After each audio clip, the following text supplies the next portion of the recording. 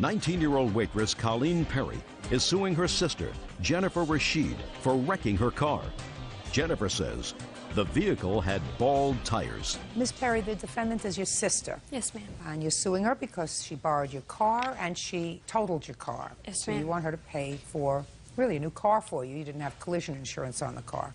And your sister says it's not her fault that the car was totaled because you gave her a car that was defective, right? Yes, ma'am.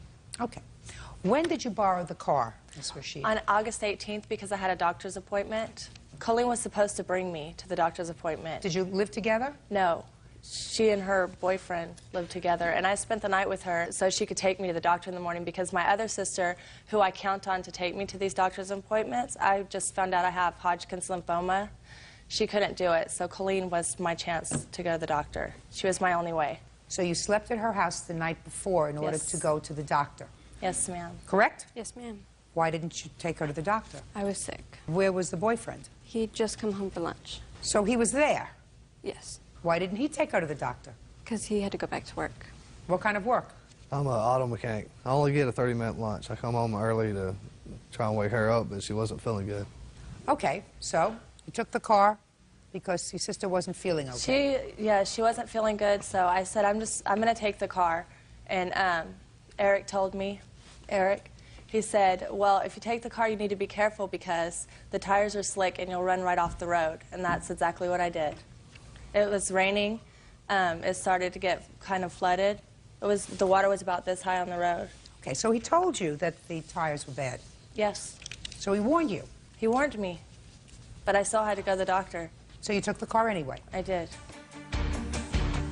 Were you present when your boyfriend told her that the tires were bald on the car? I was laying down on the couch.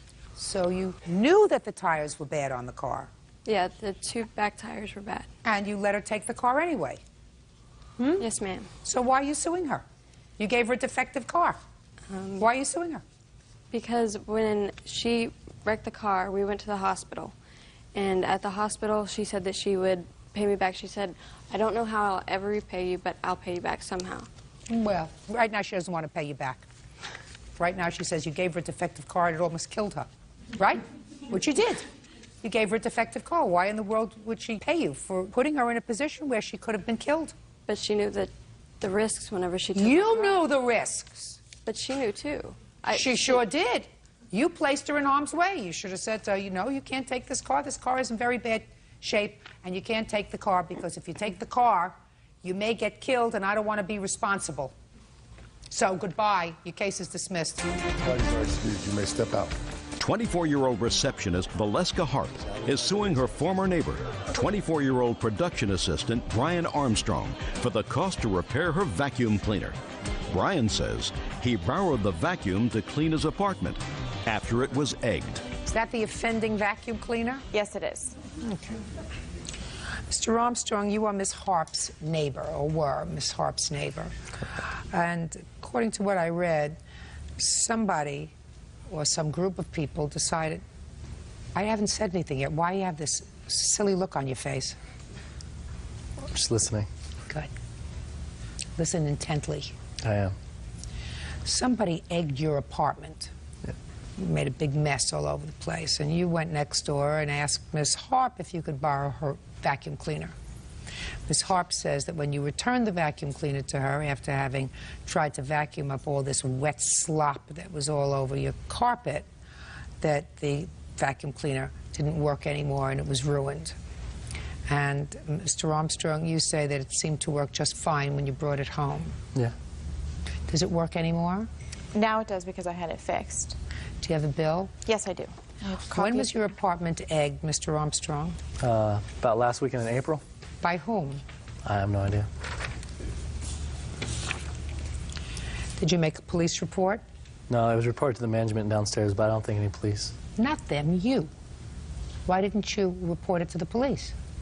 That somebody egged my house? That someone vandalized your home. It was all cleaned up by the apartment building. It wasn't a big deal. They cleaned up your apartment? Yeah. They repainted the whole out front. Outside, they cleaned it. Who cleaned the inside of your apartment? That was me.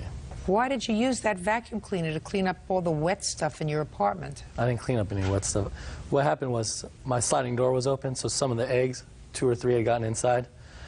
And a couple days later, when I was cleaning it up, there was like dry yolk and stuff on the carpet. I resolved it out, scrubbed it out, and then there were still some eggshells on the ground, stuff like that. But it wasn't sloppy wet like you were describing. I didn't describe it. She described it in her complaint. Okay. Tell me what happened when he returned the vacuum cleaner. When the vacuum was returned to me, the outside bag, not the inside bag that you changed, but the outside bag was completely soaking wet. You could have wrung it, and you lifted it up, and there was gooey stuff coming out of it. On the metal part, there was eggshells. When he returned it to you, did you say anything to him about the condition? Yes, I did. What did you say to him? I said, this is leaking, because he put it back into the closet where it was, and it wasn't a carpeted area, and I was cleaning up the area, and I said, I'm going to have to take this in to get it fixed and to get it cleaned, and you're going to have to pay for it. And he said? How much do you think that will cost? And I said, I'm not sure. And it's impossible for her to say that there was leaking stuff coming out of the bottom because I didn't vacuum up any. Did you use the words to her, Mr. Armstrong, how much do you think that will cost? Almost not an answer. Judge Judy continues in a moment. Why don't you have a vacuum of your own? I don't know. You have an apartment that has carpeting? I do. So how do you clean the carpeting? With the tweezers? Sometimes. I don't find you adorable. How do you clean your carpeting? I don't. How long have you lived there? Maybe 6 months now. And you don't clean the carpeting? I did when she lived there. When who lived there? Val lived across the way. So you borrowed her vacuum cleaner frequently? Maybe once previous to the incident. So in the 6 months that you lived there, you vacuumed your carpet twice? Is that right? Maybe 3 times, yeah. Whose vacuum did you borrow the third time? You're making it up as you're going along, sir. I mean, I don't know how many times I vacuumed my carpet, to be honest with you. How many times had he borrowed your vacuum? I don't have once prior to the incident. How many times a day do you shower? Once. Laundry? Every month, maybe. Yeah, do you turn your underwear? Sometimes. Judgment for the plaintiff in the amount of $200.29. Thank you. Parties are excused. You may step out. Judge Judy continues in a moment. Maker Morning Bear Estrada is suing her daughter, 19-year-old waitress Deanna Estrada, for the cost of internet classes, allowing her to graduate high school, and for the cost of her prom dress. Deanna says it's not her responsibility to pay for school expenses. Mrs. Estrada, this is your daughter, and you're suing her because you say that she owes you for some classes that she had to take over the internet in order to graduate from high school. Yes, ma'am. And she owes you for money that you laid out for her prom dress and for her yearbook and for the shoes for graduation and expenses for graduation, which she should pay you for. And that she showed her appreciation by taking off and leaving in the middle of the night to go live with her boyfriend a few months ago. Correct. And she's totally ungrateful. And your daughter says that you're her mom and you're supposed to take care of these things for her. Correct. Right? Correct. Okay. Did you tell your mom you would pay her back for laying out the money for these classes? No, there was no agreement for I didn't both ask parts. you that. Just no. I asked you whether you told your mom you would pay her back. No. When did she tell you she would pay you back? Basically from day one, Your Honor. Well, explain that to me. Basically, Deanna was going to flunk. And her counselor said that in order for Deanna to graduate from high school, she needed basically these classes. She needed night school, regular class, plus the internet courses. Each class cost an arm and a leg. My daughter over here decides the curfew is 10 o'clock, you get off the phone. She's on the phone with I'm not boyfriend. talking about curfew. That's not what I'm here about. Listen to me. I'm not a therapist. I'm sorry. I don't want to be a therapist. You're here to try to demonstrate to me that you had an agreement with your daughter first to pay for those classes, because I tell you quite frankly, Miss Estrada, I'm shocked that you are pursuing money from her for these classes that enabled her to graduate from high school. But that's what parents do. Exactly. They make sure that their children graduate from high school in order to give them a start. And if they haven't done the right thing, or if they've stayed on the phone, or if they've come home late after curfew, kids do that. It's not terrific, but kids do that. But their parents still don't pursue them in court for education, especially Yes, high school ma'am. education. I understand that. Good. So if you understand it, you want to The explain reason to me why you're here? I'm suing my daughter is I didn't have to do any of this. I could have opted to let her flunk like any parent. But if you love your kids and you want them to succeed in life, you don't give up. I didn't have to spend that kind of money for my daughter. I wanted them to go out there and make it on their own. That's our job. She had You know, that's a lot of double speak that you're giving me, Mrs. Strata. she has a Mrs. good mom. Strata, Yes, ma'am. that's double talk. Basically, Deanna sat in my house, Your Honor, and told her mom, the reason she doesn't show me respect is because she has none for me. You think that you're going to garner respect for her by suing her? No, ma'am, like I told her, I've earned the respect. I don't need it from my daughters. I've earned it. Listen to me. Yes, ma'am. Why are you suing her for the money? Because we both have the agreement in order for her to go to night school and internet courses that she wanted to graduate on time at the beginning. And I said, well, that's what I'm here. You know, if you want me to help you, she says, Mommy, once I get a job, I'll pay you back. Excuse from me, that's day not true. one. Not true. From day one. Yes, go ahead. Okay.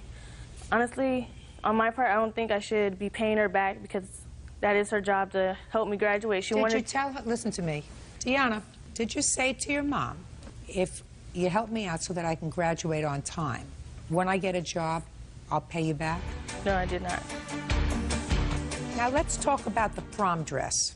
Did she or did she not go to the prom? Yes, ma'am. She did go to the So prom. what are you here for with the prom dress? I don't As far as understand the that. prom dress, no, because when she took the prom dress, she's like, oh, I didn't want to go to my prom. I didn't need to go to my prom. The agreement was she wanted to go to her prom as long I don't know, as... Mrs. Strata. Yes, ma'am.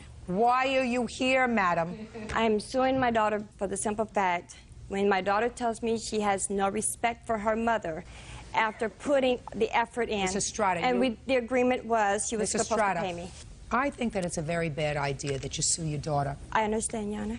And I think that you did no more for your daughter than any other parent should do for their child, which is ensure that they graduate from high school no matter what it takes, even if you have to put yourself into a little bit of debt. I agree with you. To provide her with the prom dress and prom tickets and whatever else it needs so that she could, in fact, go to the prom and have that as a memory. That's what every parent does.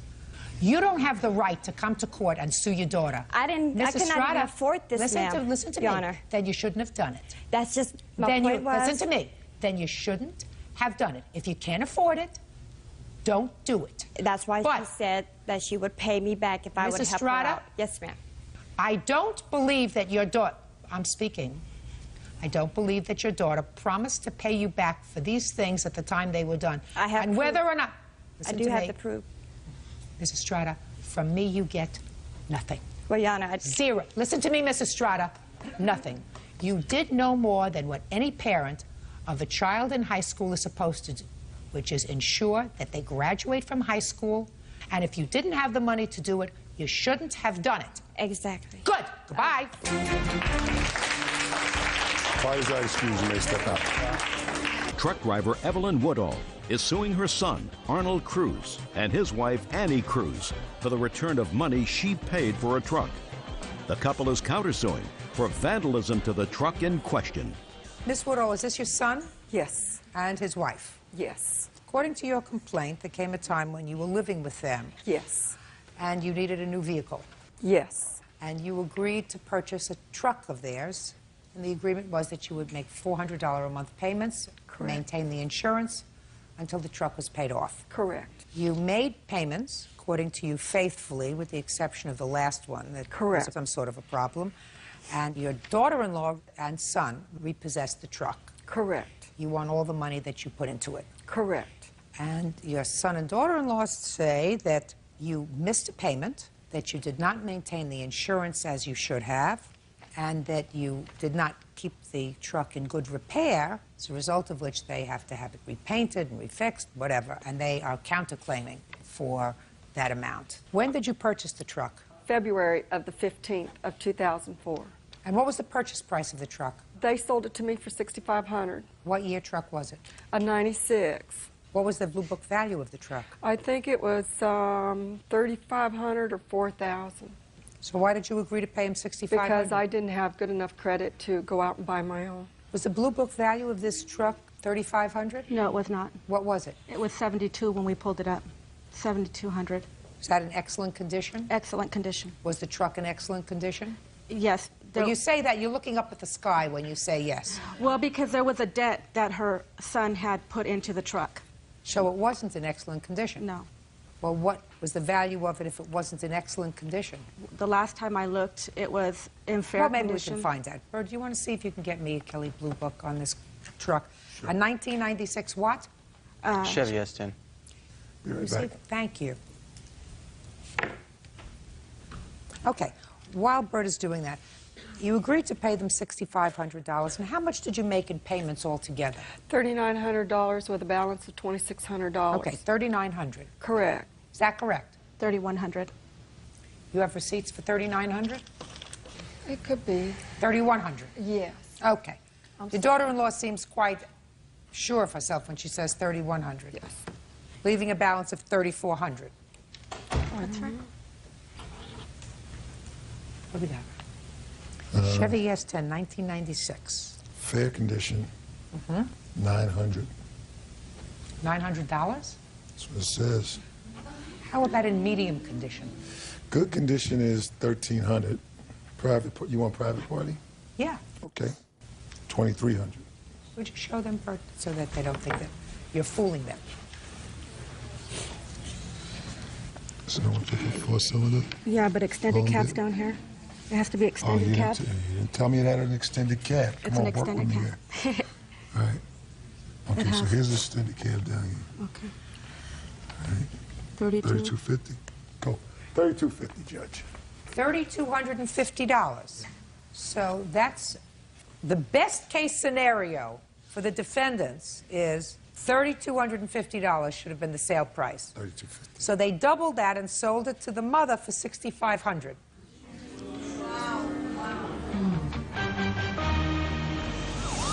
Real cases, real people. Judge Judy. Evelyn Woodall says her daughter-in-law, Annie Cruz, illegally repossessed her truck. Evelyn says the incident is tearing apart their family. $3,250 is what the car is worth. Okay. If you sold it to your mother-in-law for $6,500, you took her for a ride, and she paid $3,100, which would have been almost the maximum that you could have gotten the car if you sold it to somebody else. But nowadays, you can't get a car, used or not used, at Blue Book value. It's based on the conditions, just like an old car. You get an old car... Sir, do you speak? Yes, I do. Shh. Do you speak? Yes, I do. Why did you repossess this car from your mother? I didn't. My wife did. Did you give her permission to do it? It's not my truck. Whose truck was it? It's hers. In whose name was it? Hers. Is that right?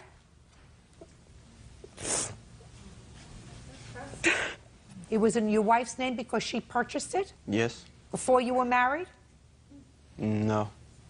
After we were married. Then why is it her truck? Because it was her cash. Her hard-worked money paid for that truck. Didn't you have a discussion with your wife about going to your mother's and repossessing this truck? First of all, I told her not to sell it to my mother. I didn't want, you know, how family things are. Smart. Really smart. You're absolutely right. And she was absolutely wrong in selling the truck to your mother, given the fact that her husband said to her, please don't sell the truck to my mother. I don't want to sell a used car to family. Right? Yes, ma'am. And then, when she said, I'm going to take it back, and your mother had already paid you practically all that it was worth, what did you say to her? I didn't say anything. I had nothing to say. Oh, who are you? I'm the other daughter-in-law. I'm married to the oldest son. Are you a nicer daughter-in-law? Yeah. Your Honor? What? She wrote me a letter and sent me a check of $1,000. And my son had got into my mail and took my check as hostage so that I would take my mattress out of the back of the garage. I never got the letter. The police were called in. I need to figure out that your son has a problem. He really should find his manhood. He'd be a lot better off. Where is the truck now? In my garage. You going to fix it up? Yeah, but when I went to go pick up the truck, when I told her, Evelyn, I want the truck back, you don't have the money to pay for it, she goes, well, you're not taking this truck. I'll shatter every single window in that truck. And she ran outside with the horse hook and shattered the back window. Can't do that. No, what it was is she called me up and told me that she called the police and said that she reported the truck stolen. No, I did not. And did you break the window? Yes, I did. All right, you can't do that. To get my saddle and my equipment You out. can't do that. How many months did you have this car before they took it back? Well, he drove it from February to, I think it was May, when he got his Dodge Hemi. Is that right? You know what? I'm not too. I don't know. What do you mean you don't know? You mean you don't know whether you drove the truck from February, March, April, and May? You did. Yes. You don't know whether you drove it? I think I did. I don't know. I don't recall. Did you take stupid pills today or what? We're not talking about 5 years ago, sir. We're talking about a few months ago. Did you drive the truck that your mother was paying for 3 months? Yes. That's an answer. They repossessed the car because you missed, according to you, one payment. Yes. There's my receipt. Right? You had no right to break the back window. How much did it cost to fix it? $200. Show me. Sorry, Your Honor, it was $157.75. $1,900 minus $157. Your Honor, the actual paint job that she did to the truck was also in very poor condition. I don't care. I have pictures to show. I don't care. The damages that she did. I don't care. As I said to you, you know, if I could say that you were guilty of overreaching and selling your mother-in-law a truck for twice as much as it's worth, I would find that. But she made the deal. She's a grown woman. She paid you $3,100 for the truck. I am attributing to her $200 a month for the 6 months that she actually had the truck, because that's what it would be even if you had a rental, which leaves $1,900. And from that, I'm deducting $157 because you can't go and break the car window just because you were in a snit. That leaves $1,743. That's what you're going to get. Okay. You get nothing. Okay, can I... Goodbye. All right, is our excuse. You may step out. 25-year-old administrative assistant Frank Gillitzer is suing his ex-fiancée, ballroom dance instructor Mally Morris, for the return of the engagement ring. Mally claims Frank told her she could keep it. Mr. Gillitzer, how long were you and Miss Morris engaged? Exactly 1 year to the date.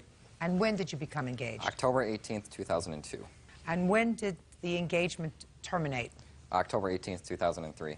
And you are seeking in this lawsuit the return of the engagement ring? Correct. When did you ask for the ring back?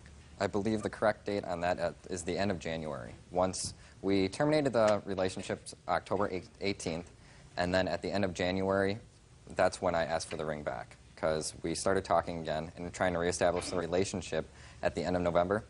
And I moved back to Milwaukee on January 4th of 2004, and at the end of the month, I found out that it just is not going to work. At that point, I started asking for the ring back.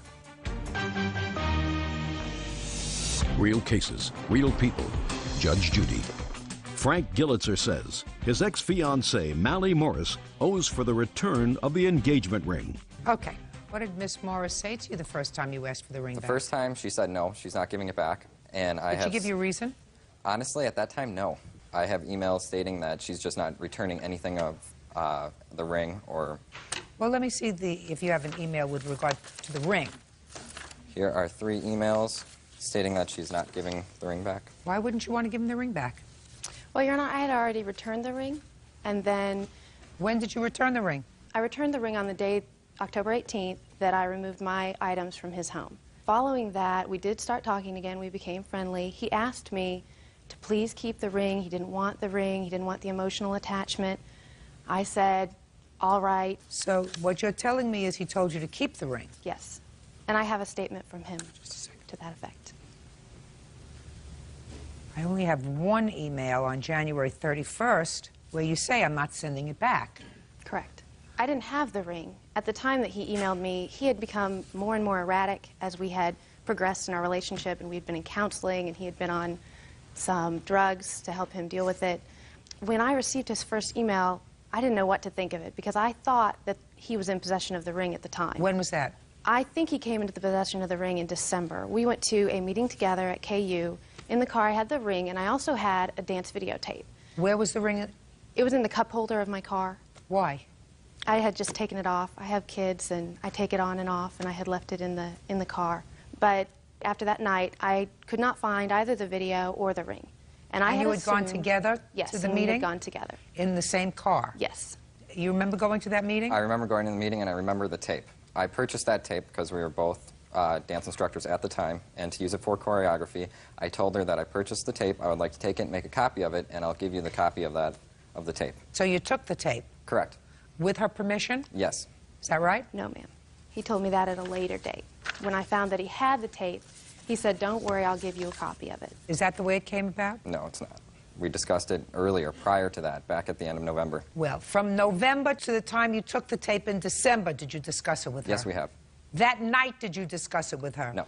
Honestly, it was on the dashboard of the car, and since we already talked about it, I figured I'll just take it. Okay, and you drove there together? Correct. And you drove home together? Correct. Did you make plans to see each other after that night in December? Yes. When? The next day, I assume. Did you see each other the next day? I do not believe that we made plans to see each other. I don't think that I saw him after that event, before he left for Wisconsin. I did speak with him on the phone. Do you remember when? I don't. We spoke off and on throughout December and January. Do you remember when the first time that you raised the issue of the tape? It was early in January. KU has a activities fair. Okay, and we so that used was in early January. You asked him about the tape? Yes. And what did he say? He said, well, yes, I have the tape, but don't worry, I'll get you a copy. Fine. When did you ask him about the ring? I'd never asked him about the ring. Well, it would seem to me that you'd want to know whether or not the ring that you left in the cup holder was also taken at the same time as the tape, since you were talking in January. Well, Mr. Gillitzer was very confrontational throughout our relationship, and we had a really hard time at the end. But you were still talking to each other, according I was to you. trying to remain friendly. All right. All right, let me see the bill for the engagement ring, please.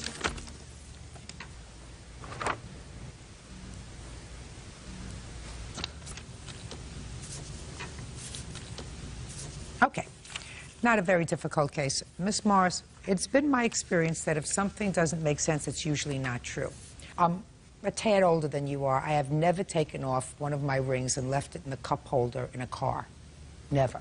That doesn't mean that it's impossible that you took off the ring and left it in the cup holder of a car. That just means it's not within my realm of experience, and I'm a pretty normal gal. It also doesn't make sense that you would ask him within days about the tape, but not ask him whether or not, in addition to taking the tape, he happened to take the engagement ring that was in the cup holder of the car. That doesn't make sense to me. And you have an obligation, once the engagement is over, to return the ring to him. You don't have it to return to him. Judgment for the plaintiff in the amount of $1,853. That's all. Parties are excused. You may step out. Housekeeper Dorothy Graham is suing her daughter, 24-year-old homemaker Tina Goins, for the unpaid balance on a computer. Tina claims the computer was a Christmas gift. Miss Graham, this young lady is your daughter. Yes, ma'am. And it is your claim that you made a loan to your daughter to enable her to buy a computer. Yes, ma'am. The agreement was that she would pay off the computer. It is your claim that she made some payments on the computer and then stopped, and you want her to pay the balance. Yes, ma'am. Your daughter says that the computer was a gift, that she did make some payments on the computer, but that was really done just to help you out when you were having some financial difficulty. No, ma'am, that's not true. How old are you? 24. Are you divorced? No, I'm not married. You have children? I have 2. How old are they? 7 and 2. Who do you live with? My boyfriend.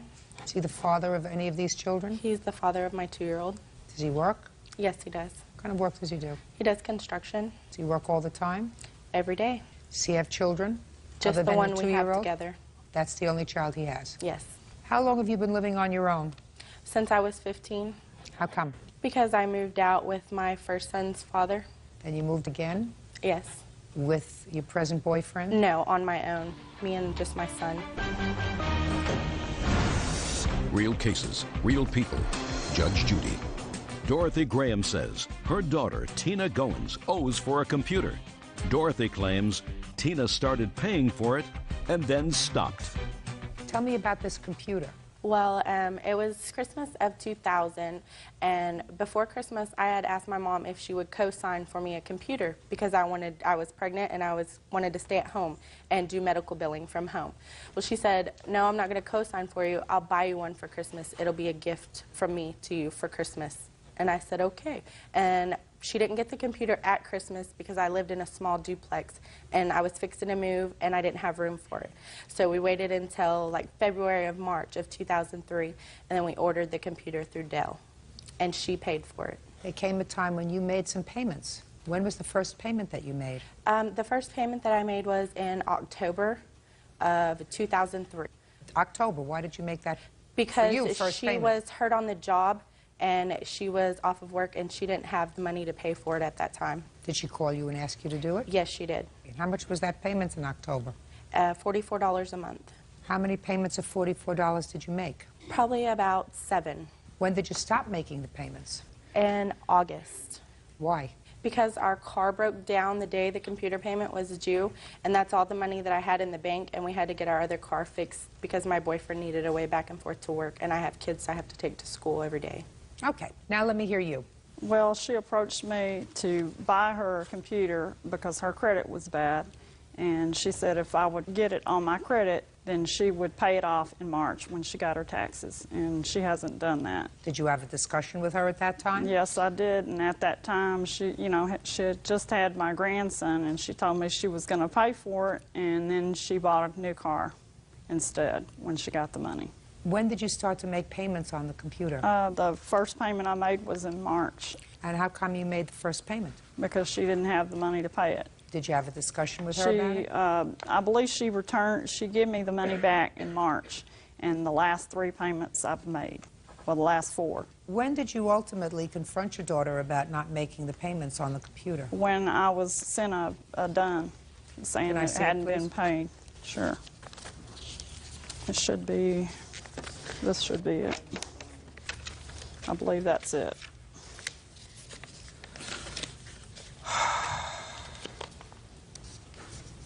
Well, this indicates in August that $128 was due, so that they were substantially behind. Did you know that they were substantially behind? No, I didn't. Okay. I assume that you had a discussion with your daughter when you received this. Yes. When was that? That was the next day after I paid it. And what did you tell her? I told her if I was going to make the payments on it, then I want the computer. And I took a police officer out there and tried to get it, and she refused to give it to me. Why did you take a police officer out to your daughter's house? Because I know how she is. She would have fought with me. She'd have called the police on me, and I didn't want that. So what happened when you got out there with the police? He went up to the door and talked to her, and she refused to give it to me, told him that they were having hard times, and she planned on catching up the payments. And he told me I couldn't do anything about it unless I filed. Ms. Goins, did you tell the police officer that you were having hard financial times? I told him that... Just answer my question. Did you tell the police officer that you were having hard financial times? No, ma'am, I did not. What did you tell the police officer? I told him that our car had broke down and that's all the money that I had was enough to get our car fixed. That's pretty much saying that you had some financial difficulty, right? What? So, you didn't say to the police officer, it's my computer, my mother gave it to me as a gift. What you said to the police officer was, I couldn't make the payments on it because my car broke down. The only money that I had was this $44 to have my car fixed. And therefore, I had to choose between having a car or making a payment on the computer. You did not say it was a gift. No, I did tell him that it was a gift. Absolutely right. That you're telling me now. You owe your mother the money for this computer. Your conduct is outrageous. And standing there and lying is even more outrageous. Judgment for the plaintiff in the amount of $1,499. That's all. Thank you, Your Honor. Parties are excused. You may step out. Small business owner Joanne Craddock is suing her sister, cocktail waitress Deborah Rodriguez, and her husband Gilbert for their share of a Disneyland vacation. The couple says Joanne gave them the money because they couldn't afford to go on the trip. Ms. Craddock. Yes. Mrs. Rodriguez is your sister, and I assume this is her husband. Is that right? Correct. According to your complaint, your sister owes you for the expenses for a trip that the two families took to Disney. Yes. Your sister says that there was never an agreement to pay you back the money that she did in fact use.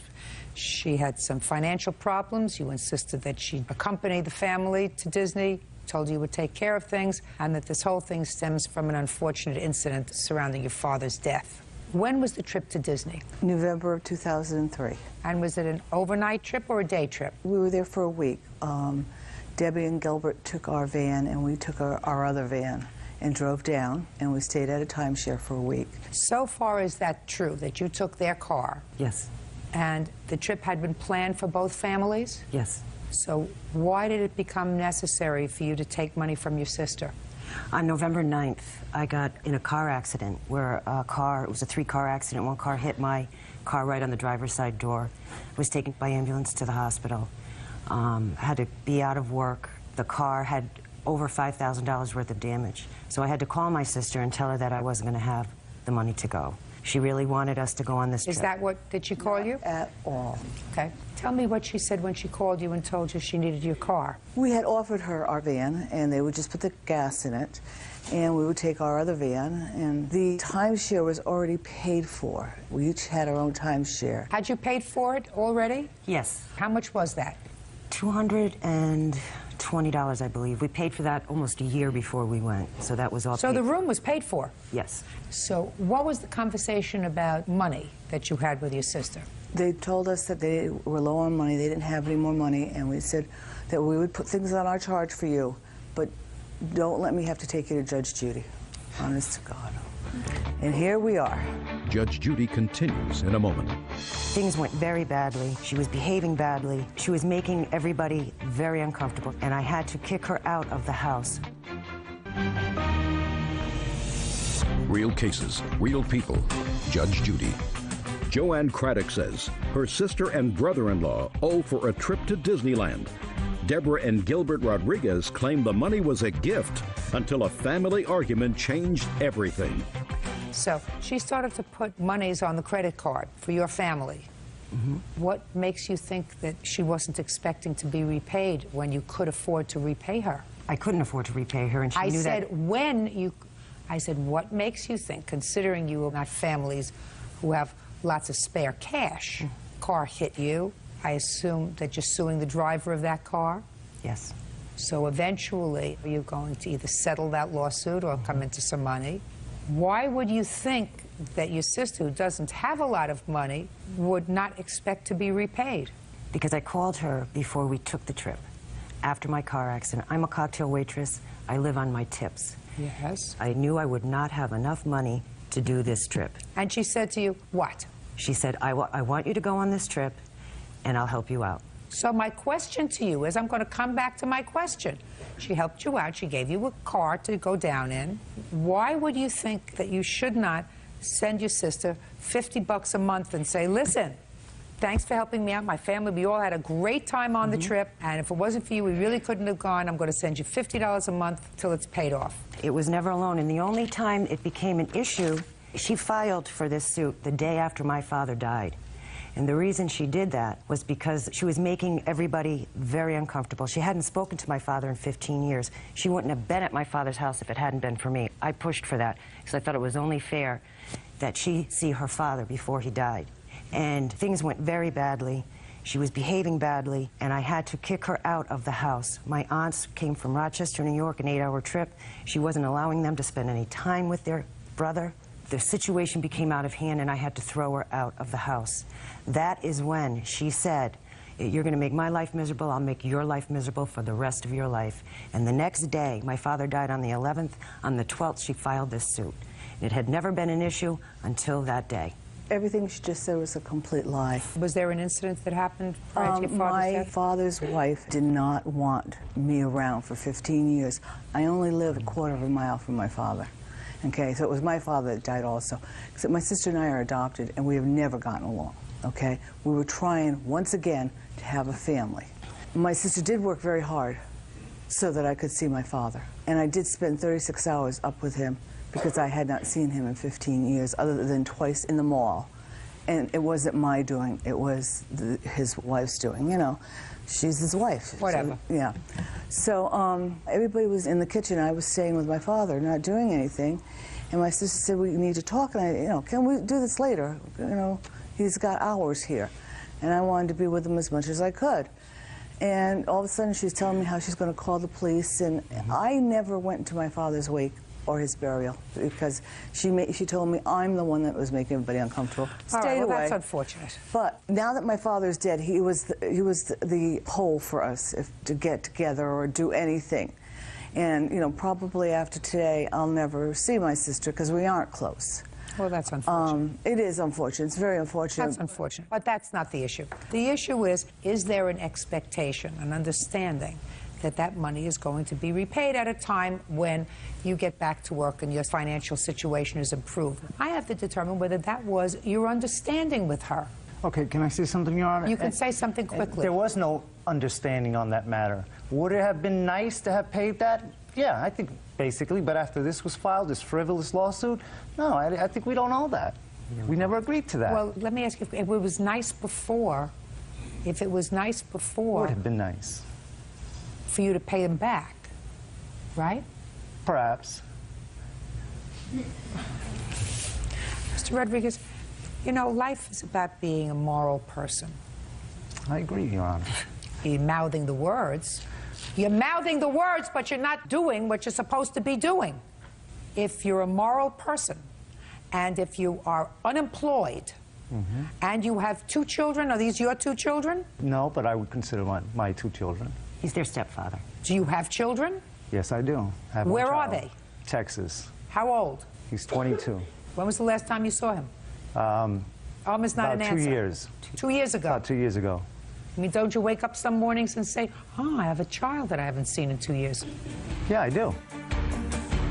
Judge Judy continues in a moment. Mr. Rodriguez, listen to me very carefully, sir. Sometimes you're better off not speaking. Do you understand?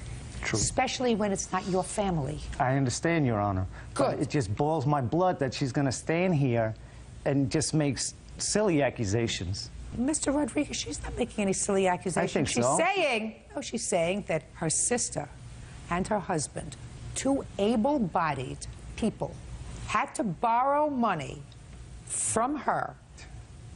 Stop shaking it. Had to borrow money. You use the word borrow. Had to take money from her in order to go on a vacation that had been planned for a year because you, sir, didn't have a job. Right. And as far as I'm concerned, you can always get a job. It's not necessarily the job that you like. When I used to sit in the family court, you know what I would do? On my way into work, I would pass all the places where there were signs that said help wanted. Car washes, grocery stores, fast food restaurants, and I would have a list of those places and their addresses. And whenever a father came to court and said, I don't have a job, I can't pay child support, I would say, I have a list here for you. Because when you make a family, you have to work. You don't rely on somebody else to take care of your business. That's why you're supposed to sometimes, Mr. Rodriguez, keep your mouth shut. Got it? Good. Judgment for the plaintiff in the amount of $380, that's all. Parties are excused. You may step out. Plaintiff Donna Gifford is suing her ex-boyfriend, construction worker Fred Swisher, for illegally evicting her from their home. Fred says Donna is vindictive and out of control.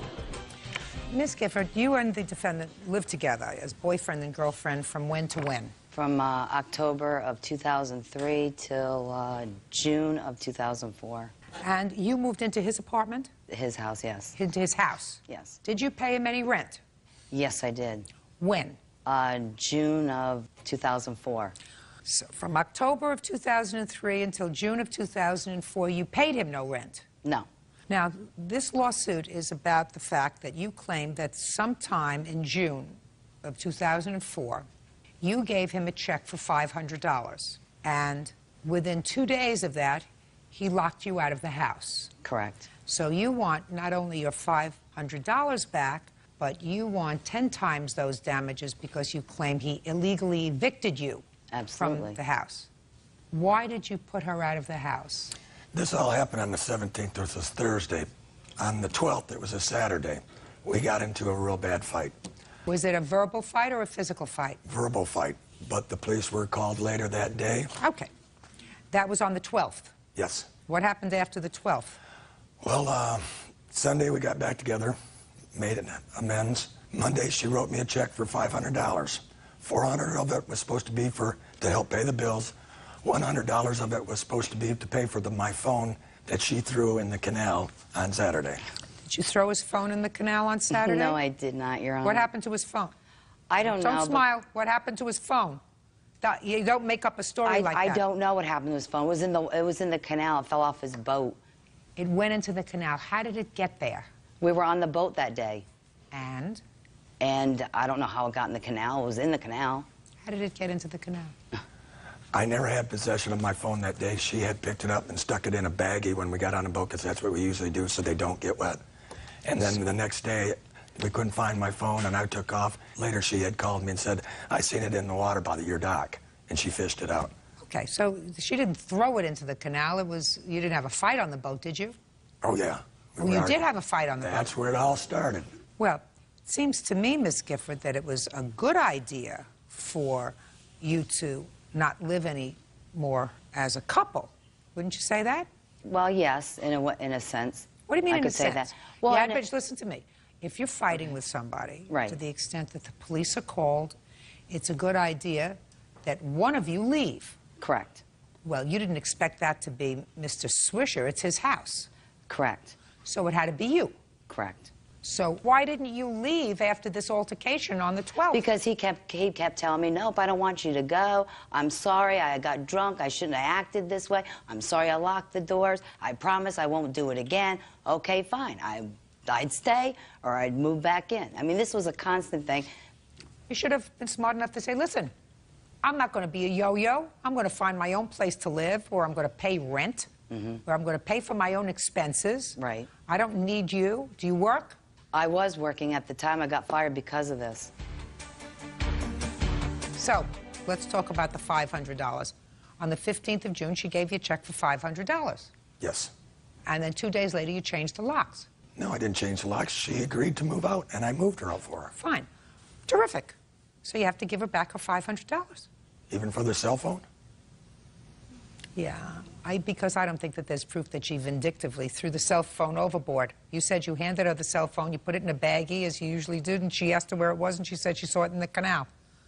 Mr. Swisher, she gave you $500. You put her out. You lived together for 11 months. She wasn't paying rent, according to you, until the very last moment. So you took her money, and then you said goodbye. And you moved her out, which was a good thing. But you have to give it back at $500. Don't be a baby. Judgment for the plaintiff in the amount of $500. Good? Thank you, Your Honor. Good. Thank you. Why Judge Judy may step out.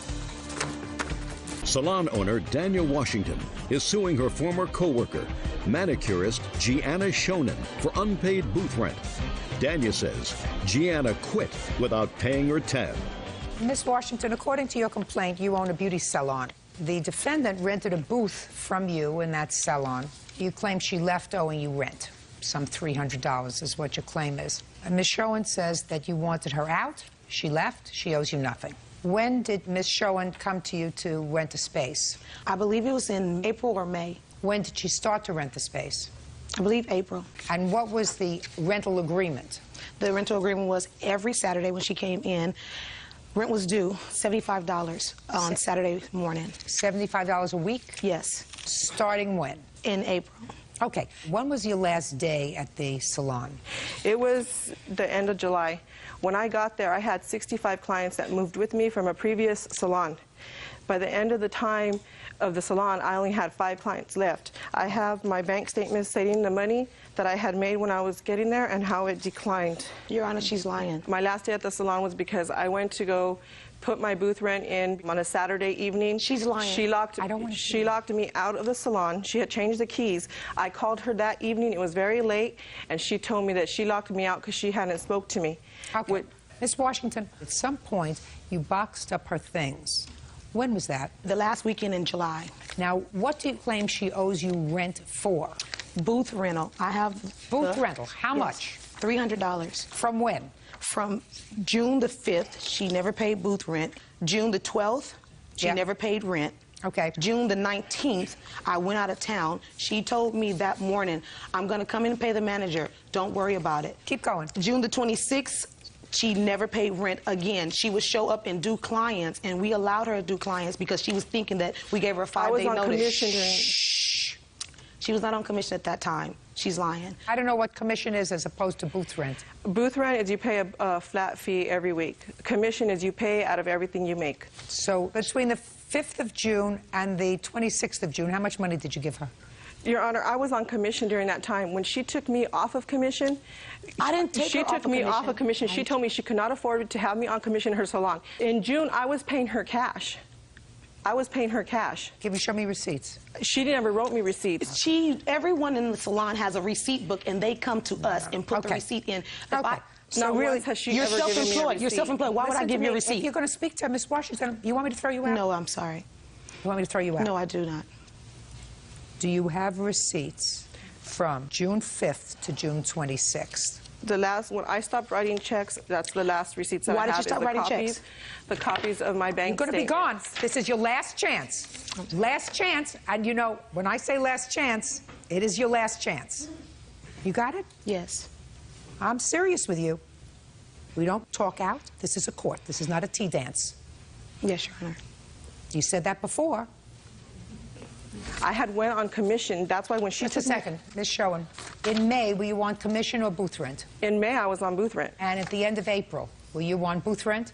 In April, I was on booth rent. So what you're telling me is Miss Washington, who was in business to make money, said to you, well, you can't pay me booth rent, which is what I want, which is $75, but I'm going to allow you, because your clientele is not so good, I'm going to allow you to go on commission, which means I'm going to make less money for the entire month of June. She's going to make less money. Is that right? Is that what you want me to believe?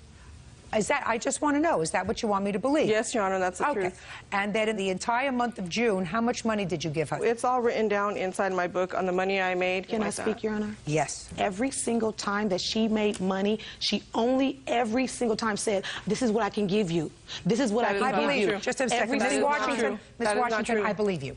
Every single time. I believe you. I have copies of checks when I paid her. Do you have the rent. do you have the We started having a conflict after my income Listen to me. dropped. I do not believe you that this lady who is in business to make money would say to you, you don't have to pay that $75 a week because you don't have a good enough business to pay $75 a week. Well, I pay less than $75 a week.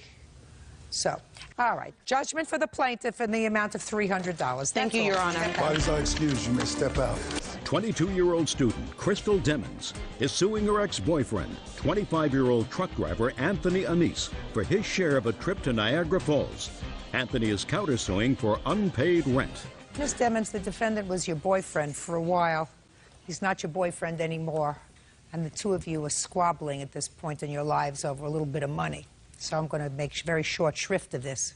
And then I'm going to let you get on with your lives. How old are you? 22. And you? 25. It's your claim that he owes you some money for a trip you took together when you were still dating. He says he paid you for that trip, and he says you owe him money for rent. Right? Right. How long ago were you dating? We dated from February to July. And when was this trip that you took? We took it in the beginning of April. Where? To Batavia, New York to see some of his friends. And what was your arrangement? The agreement was that we would put the charges on my credit card and he would pay me back the money for the charges. And his friends, because he knew them and everything, also gave us the hotel for a half price. Were you living together in April? No, we were not. Is that right, sir? No. Well, in the beginning it wasn't, but when I got the place, she moved in with me. Were you living together in April or not? No. I'm going to keep this simple. So you weren't living together, and you wanted to go away for a weekend. Yeah. You didn't have money? No, we both wanted to go away, not just me. And it wasn't just to go see my friends. It was to go to Niagara Falls. Did you go to the falls? Yeah. Had you ever seen them before? No. And you? I had seen them before. You wanted to see them together? Yes. How much did it cost you? A total of $220.85. How much did you give her? I gave her $150 in the end of June in cash. Did he give you money? I never received cash from him. When I sold a truck, I gave her cash. That was not for the trip. Just a second. So you did receive cash from him? Yes, at the end of June? It was not for the trip. What was it for? I had I got conjunctivitis. I work with kids, and I missed a month of work, and I was falling behind in my bills, and I was going to ask my father for help. Tony offered to give me a little bit of money towards some of my bills that are my regular bills. It had nothing to do with this trip. And he gave me that amount, and I went and I had asked my father for the remaining amount to pay my bills. All right, so he gave you $150? Yes. Get over it. Now, you want me to deal with you and the rent you say she owes you? I'm listening. Well, when she moved in, when I got a place, When did she move in? Beginning of, well, in the middle of May. She stayed with me until July 4th, and I kicked her out. What happened July 4th? I had a problem with her, so I kicked her out. What kind of problem did you have? A friend of mine caught her in someone's vehicle. Okay, so when she told me she was with somebody you thought else. she was with somebody else. She was with somebody else when she was supposed to be at her father's. And what arrangement did you have in May when she moved in, sir? You know, I really didn't have an arrangement with her. I'm only kind of suing because she's suing me. So you really don't have a claim against her? Not really, no. Perfect, I love it. Easy. So your counterclaim is dismissed, right? Okay. Or you're withdrawing it because you really don't have a case. You just... Well, I have no proof to that. It was nuisance. No, you just said to me you had no arrangement with her for rent. No, I didn't. Because I told her don't worry about anything. Then you had no claim.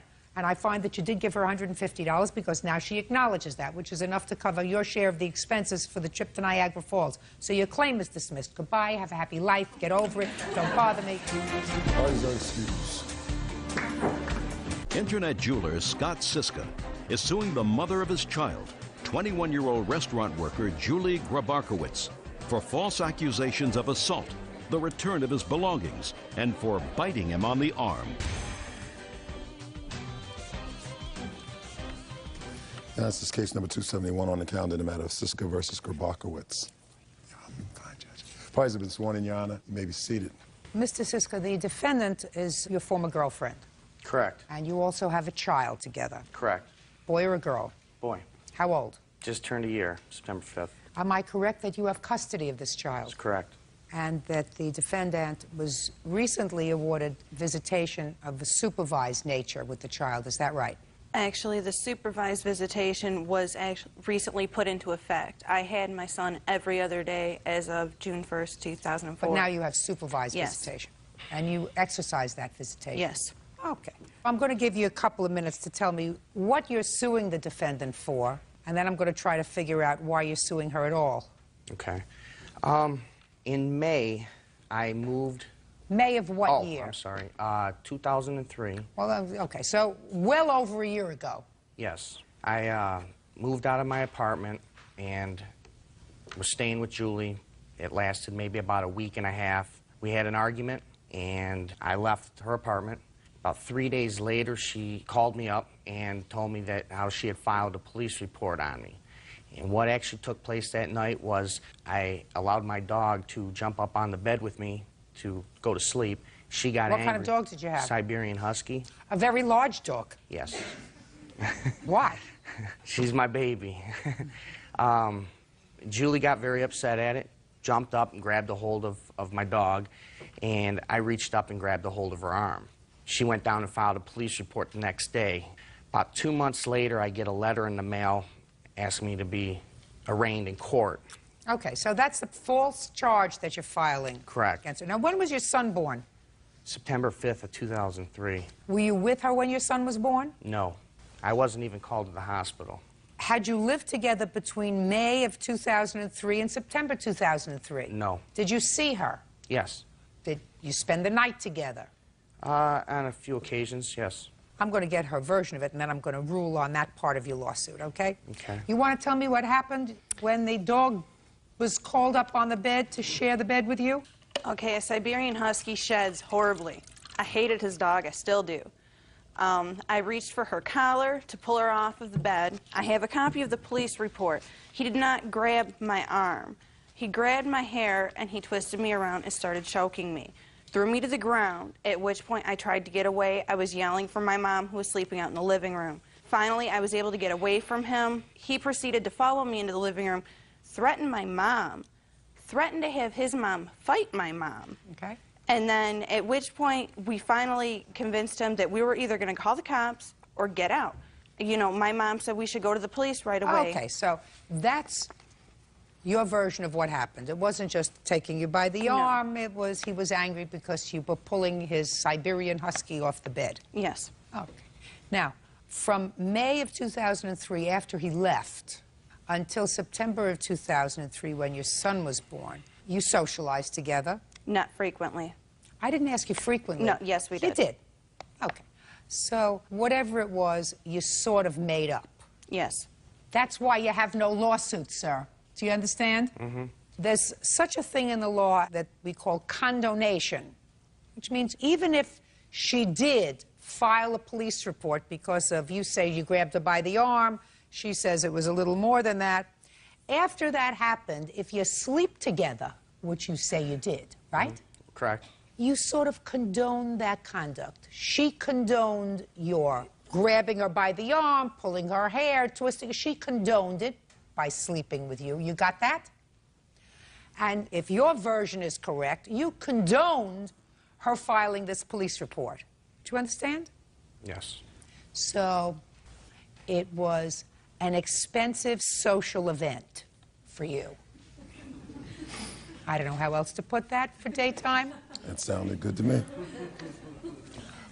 Let's get to the next order of business. Okay. Go. Well, about a month and a half ago, we went to the state fair in Michigan, and we got into another argument. It had to do with our son. She got upset at our son. This is why I went in for supervised. We were out in the parking lot, and I reached to grab for my son. She was holding him. She reached up and grabbed my arm. You said you reached to grab your son. Why did you do that? Because we were trying to get him in the car and all that and do the, I says, here, let me see him, like that, and just went, reached up to grab him. She grabbed a hold of my arm and bit it. Did you do that? No, Your Honor. What did you do? No, I'm sorry. I did bite his arm. You see? I'm You sorry. see? Yes, I should have said that. Okay. Tell me why you bit his arm. Okay, yes, I had gotten upset at my son. Why? He wasn't, he's almost a year old. He was just, I was very tired. He was very tired. He was crying, and it just got to the point, I was like, all right, I put him in a stroller. Scott had him. I was walking ahead of him, trying to cool down. I have a temper. Towards the front of the park, when we were getting near the cars, I picked him up more or less to apologize to him, let him know, hey, Mommy was sorry. Well, what had you done to him that you were apologizing to him for? Nothing. I'd gotten upset. Well, when you got upset... I hadn't done anything physically to my son. Had you yelled at him? No. Well, then what were you... Listen, what were you apologizing for? Were you speaking to him harshly because he wasn't behaving, he was crying? Was. So then you picked him up to tell him that you were sorry for screaming at him because he was probably still crying. No, actually, at that point, he wasn't. He's very temperamental. He can cry at the drop of a hat. But anyways, Scott had no reason to grab Darian to put him into the car because it was my car. I had the keys. So you were fighting over him? More or less, yes. He grabbed me. Yes, and so you bit his arm? Yes. So that's the assault that you are also suing her for, the assault because she bit your arm? That's correct. Listen, how long did you know her before you decided to make this baby together? A few months. That doesn't sound like good judgment, right? No, Well, you got to start thinking with your noodles, sir. I understand. Right? Yeah, I understand. If you don't think with your noodle, lots of bad things happen. Sometimes you get a baby out of it that's a nice child, but you get a lot of aggravation if you think with other parts of your extremities. Do I make myself clear? Yes, I understand. All right. Judge Judy continues in a moment. She smoked marijuana during the pregnancy and drank. Was the baby born addicted to drugs? And later today... I just found out I have Hodgkin's lymphoma. Why didn't you take her to the doctor? I was sick. Where was the boyfriend? He'd just come home for lunch. Why didn't he take her to the doctor? Real cases, real people. Judge Judy. Scott Siska says the mother of his child, 21-year-old Julie Grabarkowitz, owes for biting him on the arm. Julie says Scott wouldn't let go of their son. So, did you receive medical treatment? No, I didn't. I do have some pictures. I'll take a look at the pictures. I'd also like to, if I could, submit some other evidence here as far as the police report showing that I went like 5 times to court on that. I took her to a jury trial because of what happened with that incident. You're talking about in May of 2003? Yes. Listen to me, sir.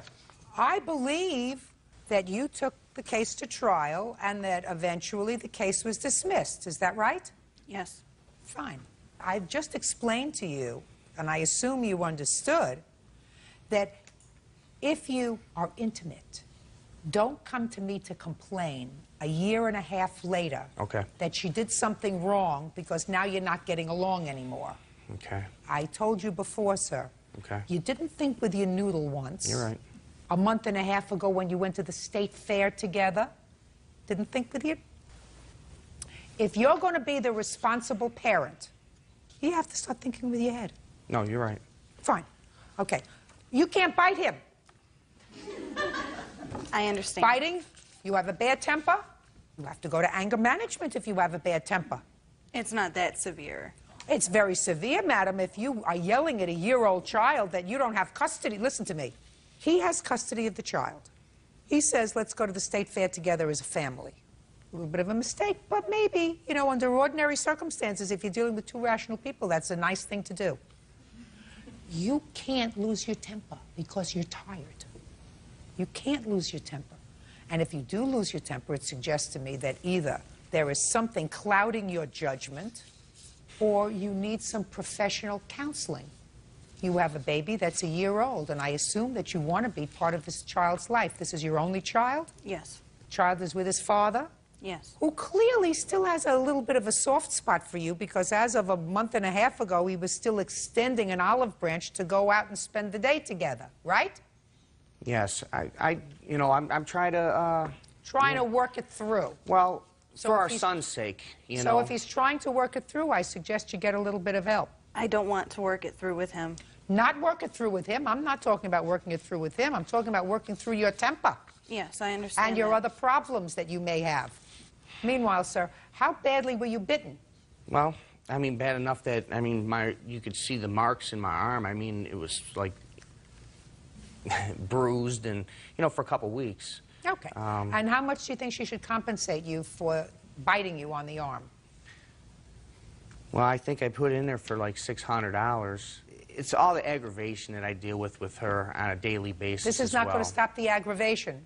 No, I understand. This is not going to stop the only thing that's going to stop the aggravation is if she gets some help. Right, but she won't do that.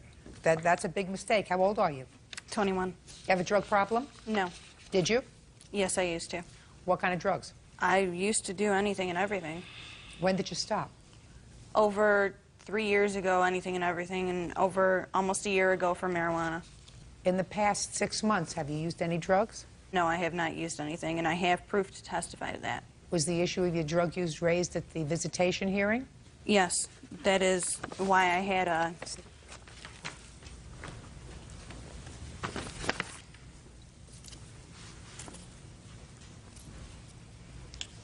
Are you working now, Julie? Yes. Full-time? Yes. Well, this indicates that as of June 4th, the hair follicle test indicated that there were no drugs in our system for a very long time. They redid a drug test because Scott asked for me to go back for an assessment, at which point that was when they decided that I should attend AA-NA meetings. Why? Was it positive? No. Okay. Just because of my history. Your Honor? Okay. What? Here's the assessment. Can I see it, please? Yes. The reason why the full assessment was done, because I was aware of the stuff that she was doing and later found out I actually spoke to the laboratory directly that took the hair sample, and they did tell me that... You can't tell me what the laboratory told you. Was this Okay. the report that you got? Yes. Well, Julie, the report that I'm looking at... Horrible. As far as I'm concerned, it's a positive report for you. There are things that I'm looking at and that I find sort of bode well for your future. You were able to practice abstinence from drugs and alcohol all during your pregnancy, according to this. And you had a long history of substance abuse. Yes. And that you tried on several occasions to get yourself clean. You even went into hospital on 2 occasions. Yes. But at least you knew enough to know that while you were pregnant, if you took drugs, that was going to have an impact on your baby. What? That's not true. She What? smoked marijuana during the pregnancy and drank, and I was aware of it. That's what caused some of these arguments and the problems that we had. And I threatened custody before the baby was even born because of these issues. You know, I've tried to help the girl as much as I can, you know, because she is still my son's mother. Right, and you picked her. And, you know, the thing is, she doesn't learn. She's tried. You know, the truth of the matter is she's tried. For a young girl, for a baby, really when she was 19 and 20, she's really tried. I'm not giving her any any awards for using drugs, but I'm just telling you that this report seems to suggest that she's tried. May not have been totally successful, but she's tried. Was the baby born addicted to drugs? No. Was the baby born with fetal alcohol syndrome? No. Okay. Got to continue to work on it, Julie. Real cases, real people. Judge Judy. Scott Siska says the mother of his child, 21-year-old Julie Grabarkowitz, owes for biting him on the arm. Julie says Scott wouldn't let go of their son. All right. Listen, you can't bite him. And it sounds to me as if you've got a very full plate, sir. You've got a baby to raise. Who helps you raise this baby? My parents. Okay, you living at home? Yeah, I moved back. Okay, so you brought their grandson and also your aggravation home with you. Because I'm sure that your parents at their stage in life didn't anticipate raising a year-old baby. No, they didn't. They didn't. No. And you work? Yes. So they really take care of him. No, I work from home, so. What kind of work do you do? Internet. What do you mean, internet? Internet jewelry. I sell jewelry. All right. Julie, you got to pay him $50 for biting him. No more biting. Okay. Right? You teach babies no more biting. No more. I promise. And do me a favor. Get it together. I will. You made a baby. You're supposed to try to be a good parent. So I'm trying. You're young enough. Do it. That's all. Thank you. Parties are excused. You may step out. I'm going to take her words to heart and just try to follow them as much as possible. This was more of a lesson to, to be taught here. He's always tried to control me. I don't feel I'm being controlling. He gets upset and he throws his weight around. Really, the controlling person is her mother. Hopefully we can just tolerate each other and raise our son to the best of our capabilities. That's all I want. I hope that things just, we get along and, raise our son, civilly. And now the next case. Plaintiff Beverly Grogan is suing her son, 28-year-old DJ Patrick Patterson, and his wife, 24-year-old market manager Selena Patterson, for unpaid rent and for extensive damage to her home. Yeah, that's case number 207 on the calendar in the matter of Grogan versus Patterson. Parties have been sworn in, Judge. You may be seated, sir. Have a seat. Mrs. Grogan, this is your son and this is his wife. Yes, ma'am. Who is this gentleman? This is my husband. Are you afraid to stand up? No, ma'am. Good. Stand up next to your wife. Are you his father? No, ma'am. Okay, so this is your second stepfather. How long have the two of you been married? 2 years. 2 years? Right. Yes, ma'am. It's good that you remember. Yes, ma'am. It's usually the other way. Yes. Okay. And there was some sort of a problem that occurred between you and your son. Yes, ma'am. And you evicted them. Yes, ma'am. And when you went back into the house, you saw some extensive damage. So yes, you want him to be responsible for the rent that he owes you, yes, as well as for the damage that he did to the house. Yes, ma'am. And your son says that there was never an agreement to pay rent, that there was an agreement that he pay your insurance, some sort of insurance, that he paid that faithfully, and he's going to prove to me that he paid that faithfully, and that was the only agreement that you had with regard to finances, and that you are, according to him, a meddling lady who wants to control his life, and when you had a fight with him, you hit him over the head with a soda bottle, and he and his wife and children moved out of the house, and he caused absolutely no damage. Correct. Do you work, Mr. Patterson? Yes, ma'am. What kind of work do you do? I'm a DJ. Do you work? Yes, ma'am. Who do you work for? I'm an assistant market manager. Okay. So you have two incomes. What are you doing living in your mother's house? She told me that it was my house for years. Her and my father bought the house when I was younger, and I've always lived there. So she bought her another home and moved it in behind us, and she told us that we could live there. She said, as long as you help me out with my insurance, there's no rent or anything. Okay. Tell me what the insurance was every month. $278. $278. That's what we pay a month. What other expenses did you pay on the house, Mr. Patterson? I replaced some doors. No, expenses, regular expenses. As in? Heating, utilities? Yeah, we paid the utility bill and the phone bill, but they were also in her name. I don't care whose name they were in. You were living there. Yes, ma'am. I paid them. Okay. Until she'd come down and cut them off in 100-degree heat with my kids in the house. Okay, well, you had a fight with them. You had a fight with your mother. Yes, ma'am. When did you have a fight with your mother?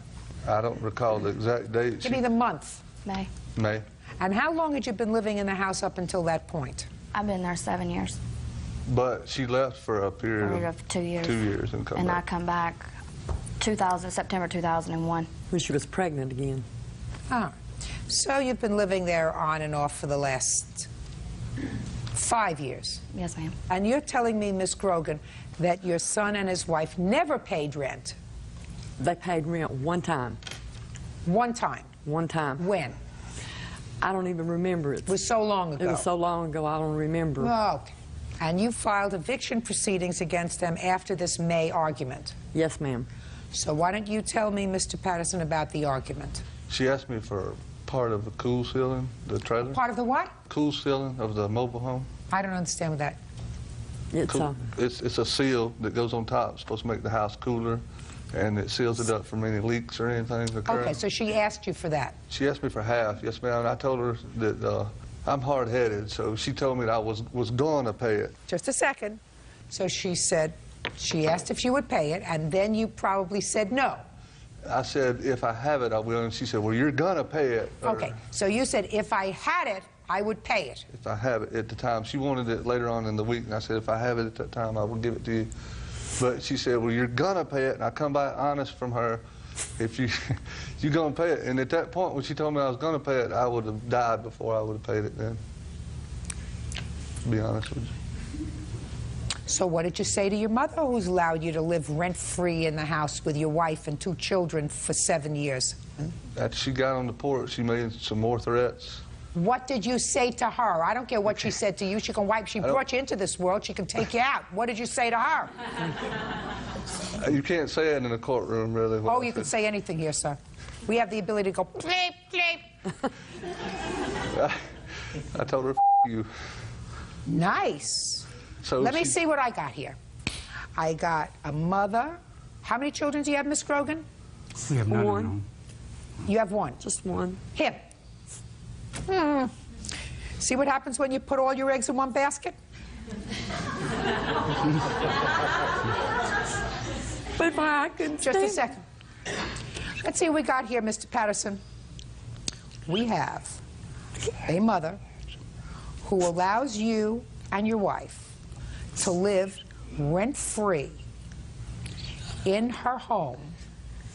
And she comes down and she says to you, listen, you don't pay any rent in the house. The house needs some repairs on the outside. I want you to pay, not the whole thing. I want you to pay half. And you say to her, if I had it. And she says to you, oh, you're going to have it. And then you curse at her. That was only after a few more arguments. I mean, we went on arguing. This happened when we got outside. And then she turned and threw a bottle at me and hit me in the head with a bottle. Sure did. And she denies that. My little girl said You it. are lying. You were in the house. No, My it little girl wasn't. asked me Miss every Grogan, day Miss of Grogan. my life why her Grammy hit her daddy in the head and why every time they go over Because there, he had a big fresh mouth. she has no reason. Listen to me. Because he had a big fresh mouth. Well, and so does she. Beverly Grogan says her son, Patrick Patterson, and his wife, Selena Patterson, owe for unpaid rent and for damage to her home. Beverly says Patrick and his wife burned down the bathroom. I want you to face left. I'm sorry. Your other left. Okay. You see this woman? Yes, ma'am. 20 years from now, you won't remember what she looks like. Now I want you to turn around and face right. What do you think? That's your mother. 20 years from now, she's still going to be your mother. Look at me. You know how I know that? Because I'm smart. And because statistically, there is more than a 50% probability in this country that you won't remember what she looks like unless you see her occasionally at your children's weddings. So that this lady is somebody that you don't tell to go bleep yourself. And I don't care what kind of trouble Missy Moo Moo over here tries to make. Your mother helped you for 7 years. Now, I'm going to tell you, sir, that I believe you only about one thing. I believe you that there was never an agreement with your mother to pay rent. See that? I'm a reasonable gal. I know what's right and I know what's true. She's angry and she's hurt because probably at this point she has you. You're her only son. You have 2 children. She hasn't seen her grandchildren. That's a very painful thing for her. So, listen, Missy Mumu over here is shaking her head yes. I'm talking to you, not her. Wow. The one that you're not going to remember 20 years from now? I don't remember. Do you know what I'm talking about? I'm talking about your mother who's taken care of you, changed your pants, took care of you when you were sick, took care of you when you had a fever, brought you up, fed you, clothed you, educated you, took care of you for a very long time. This isn't somebody you cut off from her grandchildren. Do I make myself clear? Yes, ma'am. Just remember what I said when I told you to look left. Now, did you or your wife cause any damage to this house when you left? One thing. What? I was gone to move a bed, and when I come back, we seen smoke coming out of the bathroom window, so I went down there. Maybe she left a...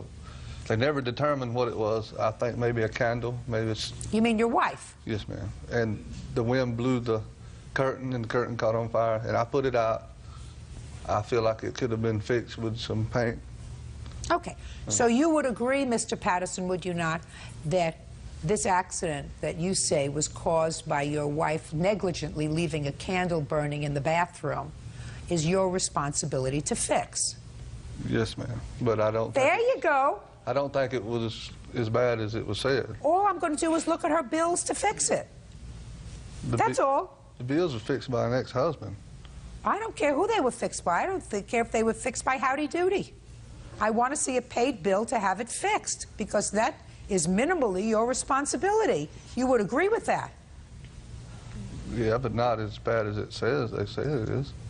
Can I please see the bill to fix the bathroom that was damaged as a result of his wife leaving a candle burning and a wind blowing through the window and catching on fire the curtains, which caused damage that might have been fixed by just some paint? Judge Judy continues in a moment. And later today... So in the 6 months that you lived there, you vacuumed your carpet twice? Maybe 3 times, yeah. How many times a day do you shower? Once. Laundry? Every month, maybe. Yeah, do you turn your underwear? Sometimes. Real cases, real people. Judge Judy. Beverly Grogan says her son, Patrick Patterson, and his wife, Selena Patterson, owe for unpaid rent and for damage to her home. Beverly says Patrick and his wife burned down the bathroom. Where are you living now? In a mobile home. Who rented it to you? I bought it. How much money did you put down on it?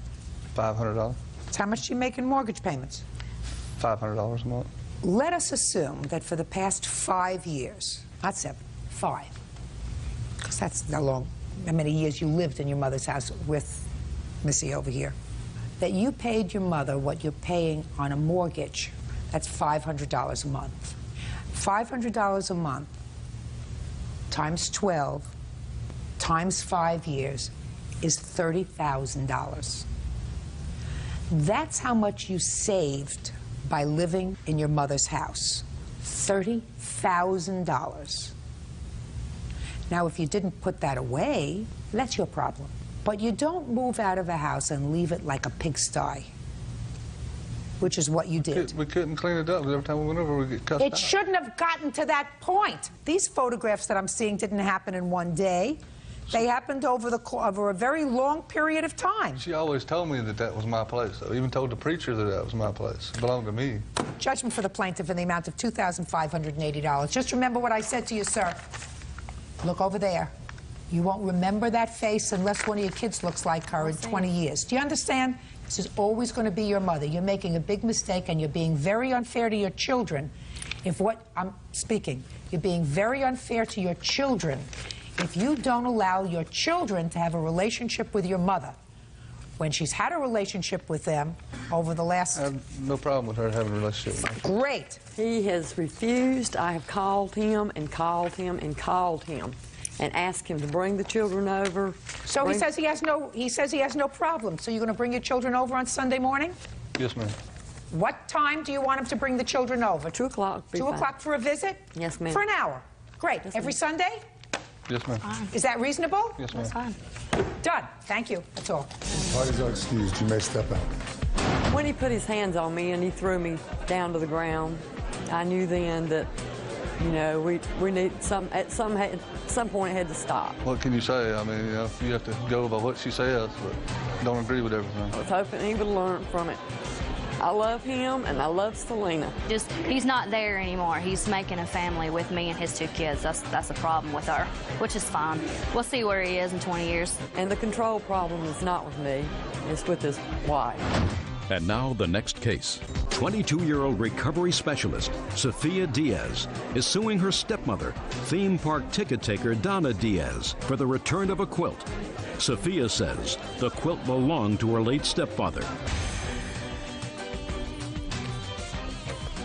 This is case number 100 on the calendar in the matter of Diaz versus Diaz. Thank you. You're welcome, Judge. Parties have been sworn in, Your Honor. You may be seated. Ladies, have seats, please. Miss Diaz, the defendant was married to your stepfather. Is that right? Correct. And I assume that this was a gentleman who helped to raise you? Correct. And he passed away? Yes.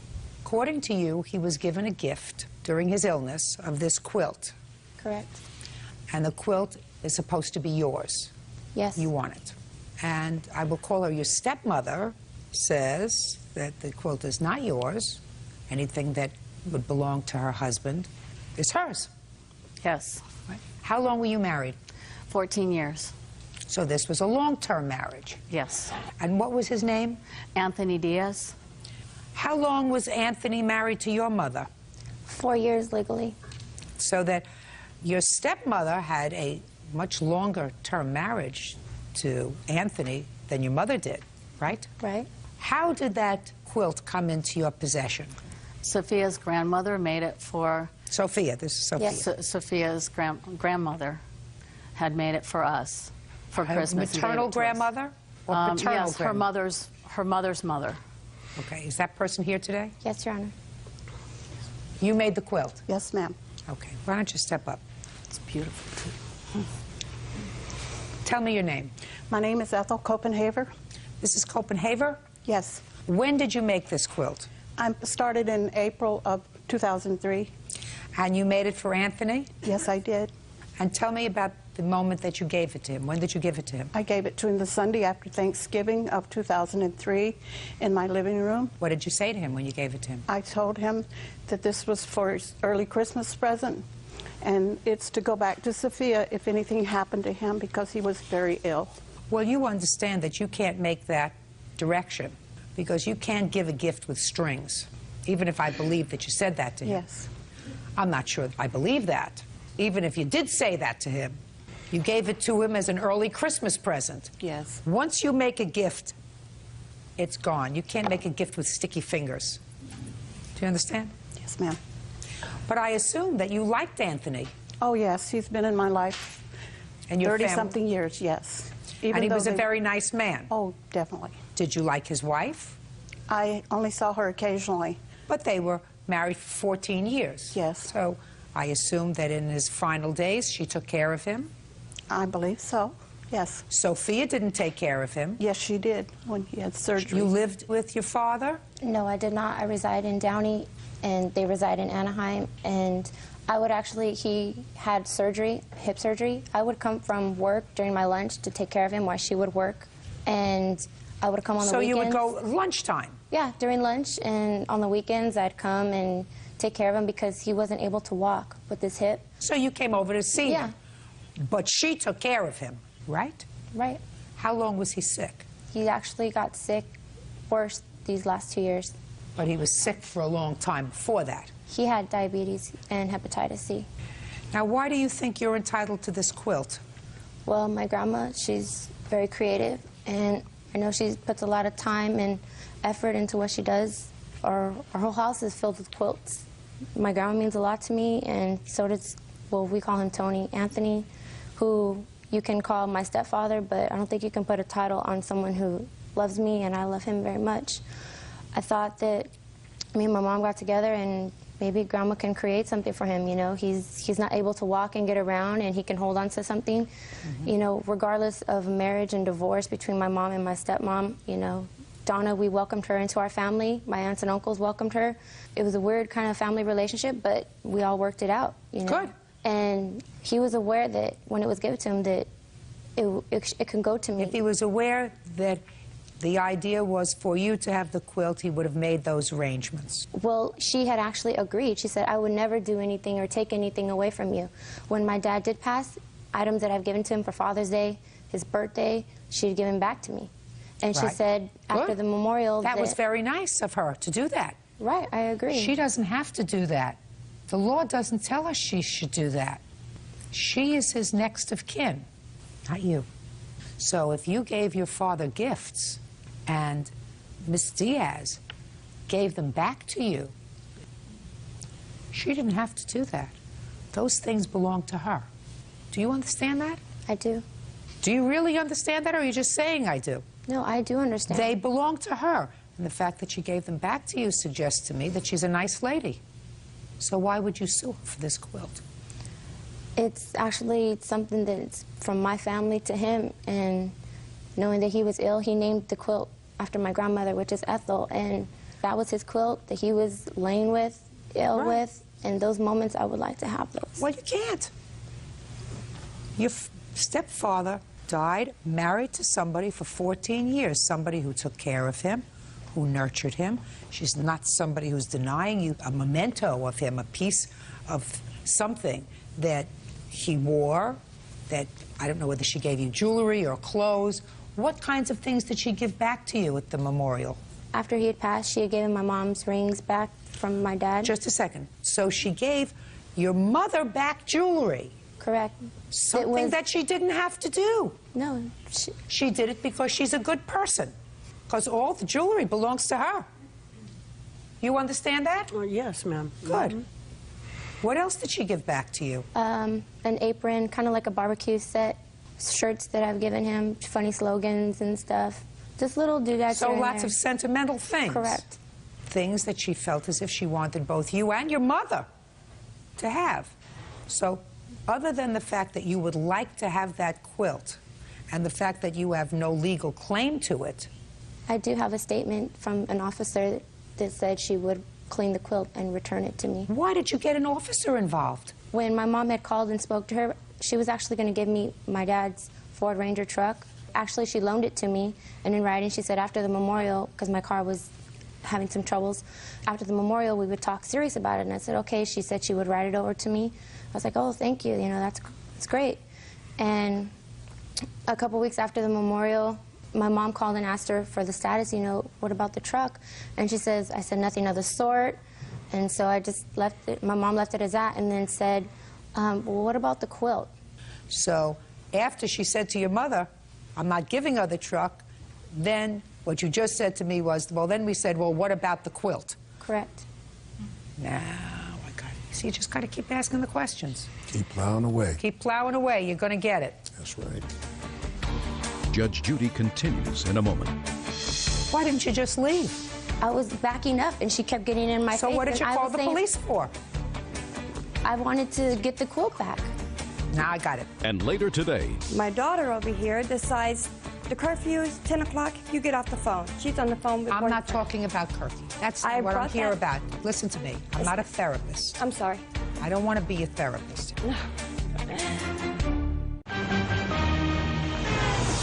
real cases, real people. Judge Judy. Sophia Diaz says her stepmother, Donna Diaz, won't return a quilt that belonged to her late stepfather. I just want to know one thing. Before we go any further, you still didn't answer my question. How did the police get involved in this case? Okay, when my mom asked about the quilt, she said, come pick up your effing quilt, and she hung up. My mom tried to call back, and there was no answer. So I was like, okay, let's drive over there. So we drove over there, and she wasn't at her door. She was at her neighbor's door, which is Christine. And I knocked on Christine's door. Her daughter answered and said, oh, hi, Sophia, because I'm well aware of her as well. Her daughters know me, and she goes, oh, come on in. And I said, hi, Christine. I go, I have a video of Donna's, and Donna said to come pick up our effing quilt. She goes, my friend doesn't want to talk to you. She put Donna in her back room. And I said, she said that I can come pick it up. And then she goes, Christine had actually gotten in my face and said, get out of her house. I said, I'm not doing anything. Your daughter let me in your house. How did the police get there? She said she was going to call the cops on me because I was in her house. But her daughter let me in, and I said, you know what, that's okay, because she got face-to-face with me. And I said, I'll call them for you. I'm not doing anything wrong. And her husband was going to force me out of their front door in the apartment. Why didn't you just leave? I was backing up, and she kept getting in my face. So what did you call the police for? I wanted to get the quilt back. Now I got it. Did anybody, any other members of their family call you for things that belong to your husband? Friends had called on behalf of Kathy and asked me to be a good person and give up anything that she wants me to give. Like what? Like the quilt, the truck. Was this before or after you gave her back her jewelry? After. Yeah, come on up. I'm really dying to say something. Well, here. I'll listen to you, madam. Okay, I'm Sophia's mother, Kathy. I understand who you are. I don't feel that she has the right, because we did give it to Tony, with an exception that if anything were to happen to him... I just explained to you, you cannot do that. Do you understand? You cannot give a gift with a rubber band on it.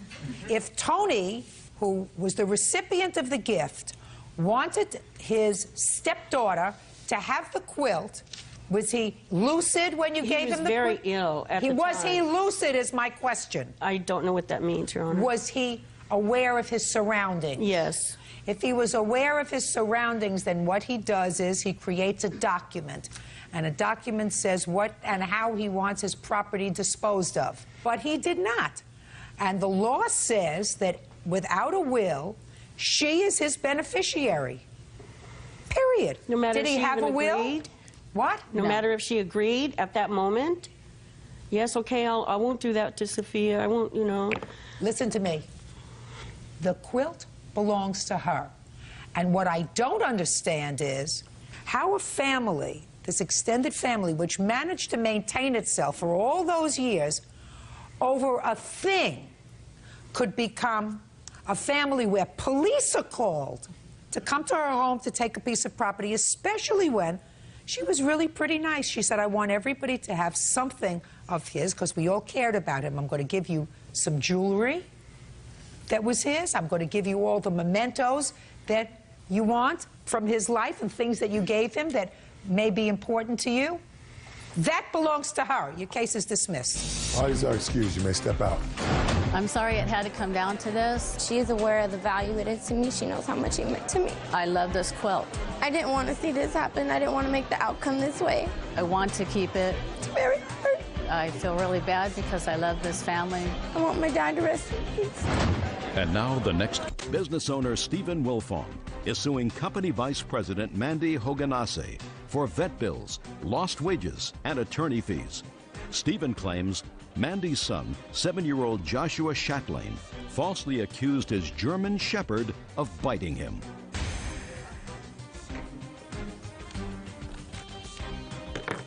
Yeah, this is case number 270 on the calendar, the matter of Wilfong versus Haganase.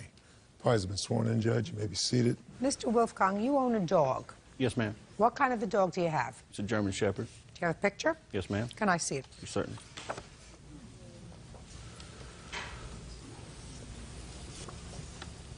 Beautiful. Thank you. Rather unique. He is indeed.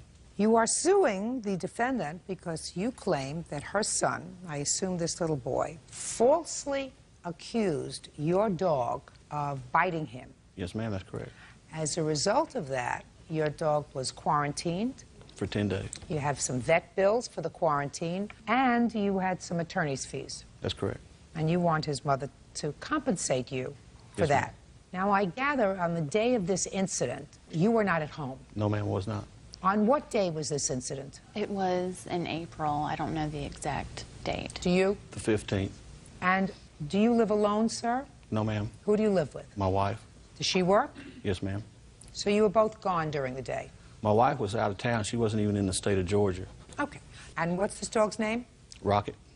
Where is Rocket? We have a big 2-car garage. He has a big, large kennel.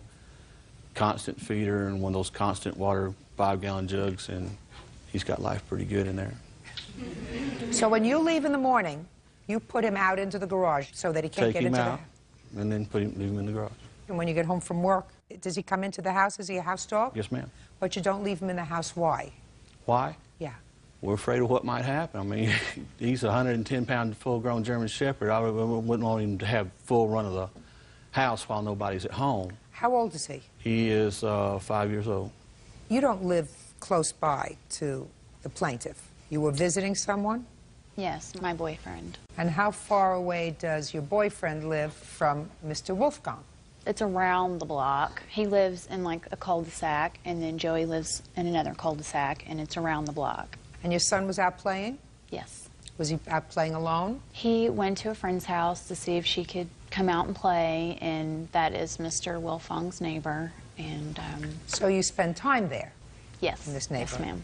What's your name? Joshua. Joshua, you want to come up here and talk to me for a minute? Okay. Right up here.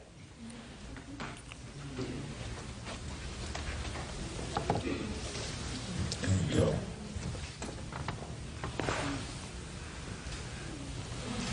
How old are you, Joshua? 7. You go to school? Yes. What grade are you in? First. Did you go to kindergarten last year? Yeah. Can you read? A little bit. Okay, well, that's very good as a starting first grader. Now, Joshua, do you remember last April when something happened with a dog? Yes. Tell me where you were. I was going to my friend's house. Did you walk there by yourself?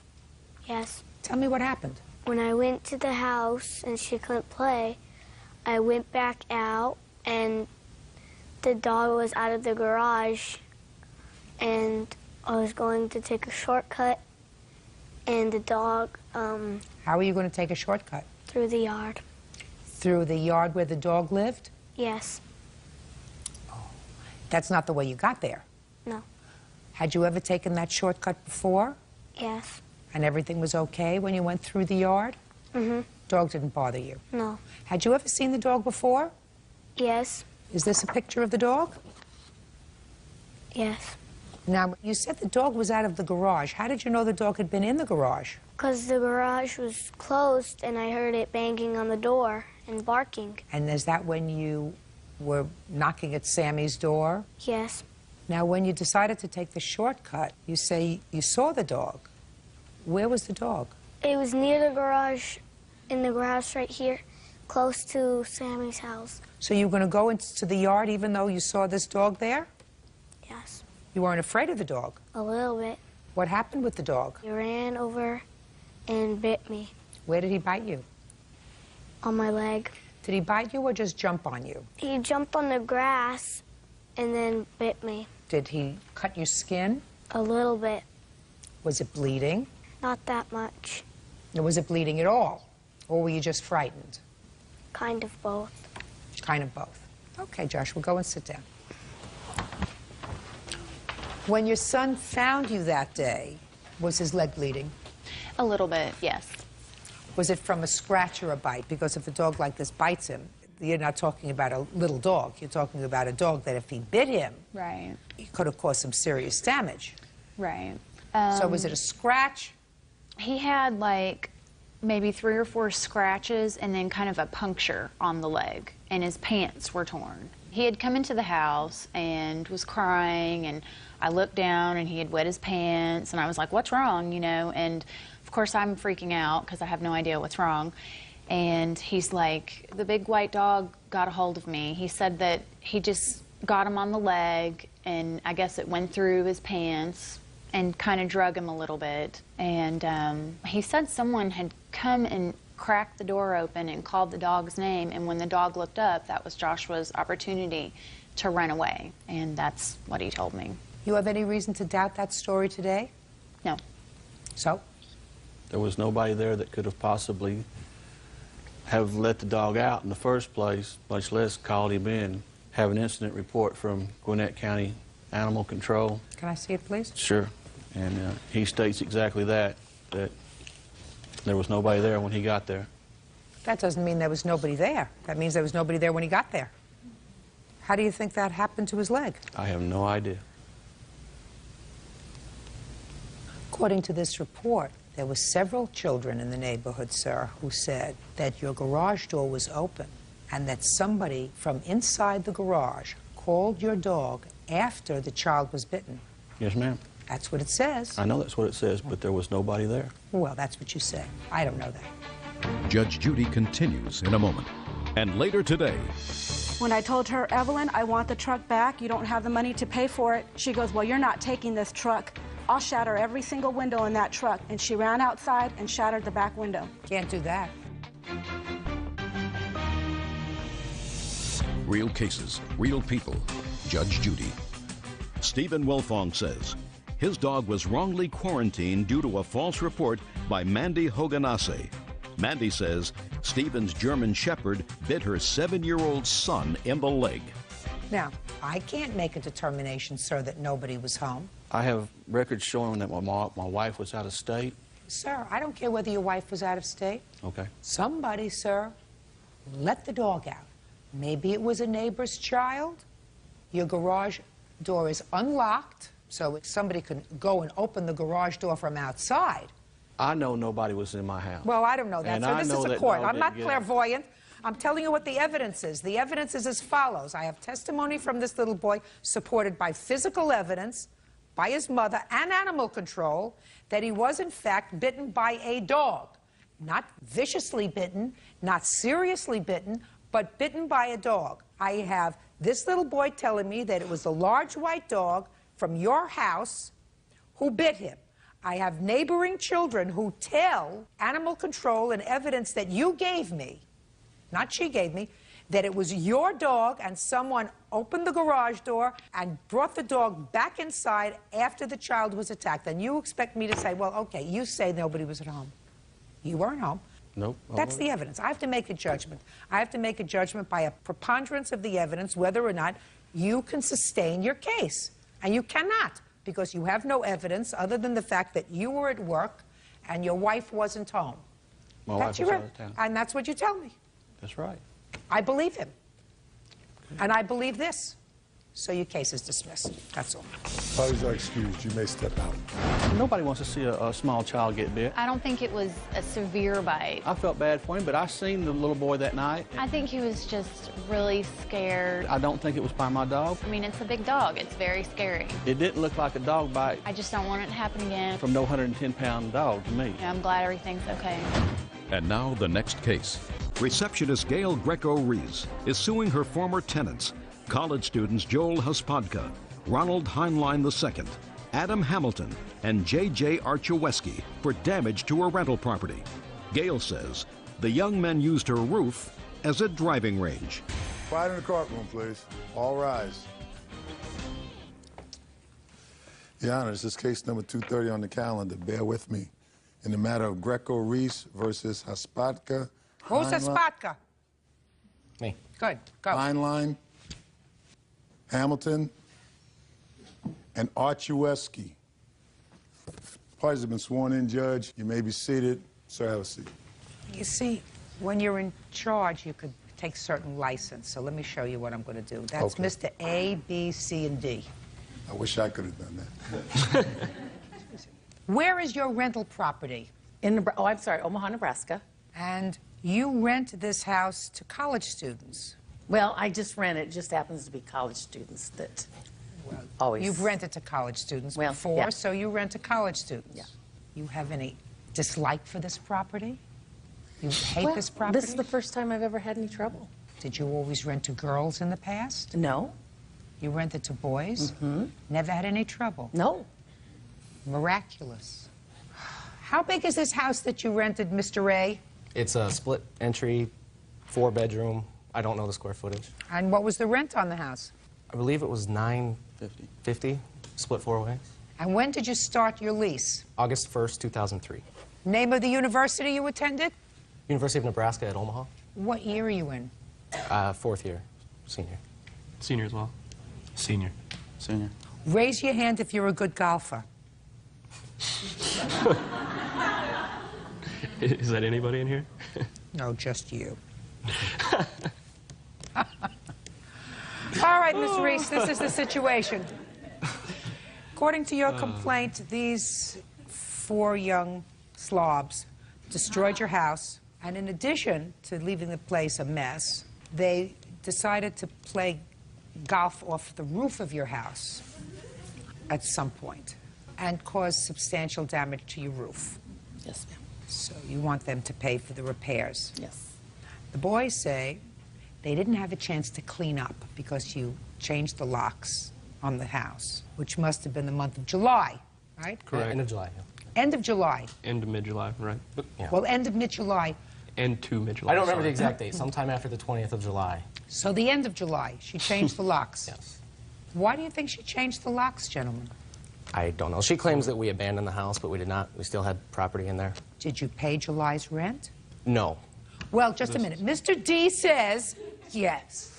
You say no. Mr. D, did you pay July's rent? The security deposit, she took that as last month's rent, is what she told us. She said we didn't have to pay last month's rent, she would keep the security deposit. Why would anybody in their right mind say that until they inspected the house? Good question. No, Who did she say that to? On the phone. On July 19th, the day rent was due. July 19th. Then what did you say? She called me. I was in bed. She woke me up, and she said she was talking about rent due today, and I said, yeah, I know. I'm going to bring it down later. And she said, but if you guys, don't pay it, I'll just keep the security deposit as last month's rent. Is that what you told him? No, ma'am. There was so much damage in the house that I could have used another 2 months' rent to fix what I fixed in that house. Listen, Mr. A, maybe it's just that you were groggy. No. Because what you just told me was that you said to your landlord, I'm going to bring the rent down later on today, and she said, nah, forget it. She didn't say, nah, forget it. But she left me with the understanding that that's different. If we did not pay last month's rent, I don't remember exact words, I'm sorry, this was a long time ago. I was under the understanding when I hung up the phone that if we decided that we didn't want to pay last month's rent, she would keep the security deposit. Well, maybe you said to her, maybe since you don't remember the exact words, and maybe the impression was left with you because you said to her, I'm not giving you the last month's rent, keep the security deposit. Because then, that was on the 19th, sir? Yes. When did she change the locks on the house? Like I said, sometime after the 20th. It was well, that would have been, listen to me, okay. Listen to me, that would have been the very next day. So that makes sense to me. What makes sense to me is she called you and said, where's the rent? And you said, you're not getting the rent. You keep the security deposit. And then she says, oh, yeah? I'm changing the locks on the house. That makes sense. Not, don't come down and pay me the rent. I'll keep the security deposit for the last month. And then she goes in and changes the locks. That doesn't make sense. Okay, now, what I would like to see from you is photographs of the house if you have it. Got those here. And after I look at the photographs of the house, I would like to hear from your witness, if any. I assume that this is your witness, who's going to tell me something about these golf balls being hit off the roof, which A, B, and C deny. And D. Forgot about you. Sorry. Well, something's going on up there. Do you have major hailstorms? No. Nebraska? Not that year. Yes. Huh? Yes, we did. Major hailstorms? Not that time. You gotta be kidding me. It was probably the worst year for hail we've had in quite a while, actually. Really? And you think that the hailstorms did this damage to the roof? I don't know what the damage looks like, but Well, I'm going to show it to you. You can bring this over and share it with A through D. Pass them down, boys.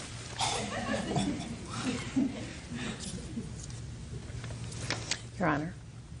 I assume since you didn't see the damage and you don't know anything about the I damage. do know one thing. Yes. I found out today that they had a 5th person living in my house because the man that came to help the last D, Mr. to D. help D Perfect. move out, was the one that told my new renters what they did, and they started at July 4th. Just a second.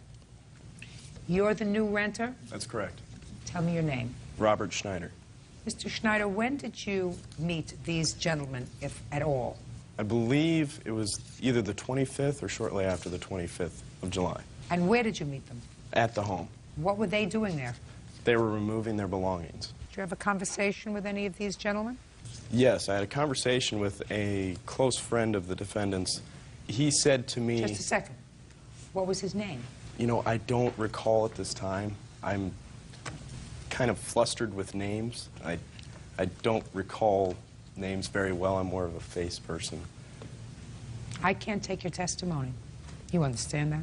Yes, I do. This is a court. Court, we take evidence, Miss Reese. If this young man had had a conversation with one of these defendants, then certainly he could have testified if any of them made an admission to him. But you want me to take his testimony about somebody whose name he doesn't know, who's not present today, and that's hearsay, okay, to support your case. So I can't do that. Judge Judy continues in a moment. I've had 5 children who all went to college and who all, at one time or another, lived in rental property. And I remember I used to check to see if my inoculations were in order before I went to visit them.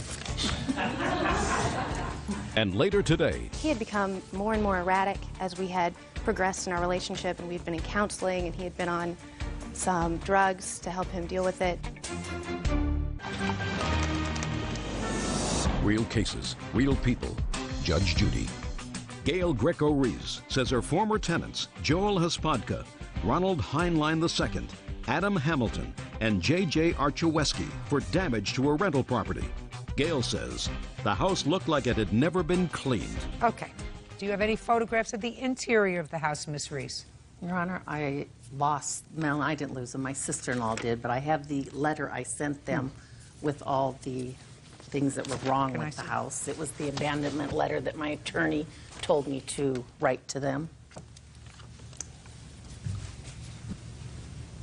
Whose job was it to clean the bathroom? Kind of a joint effort. Well, nobody, actually, nobody raised their hand. It was. Okay.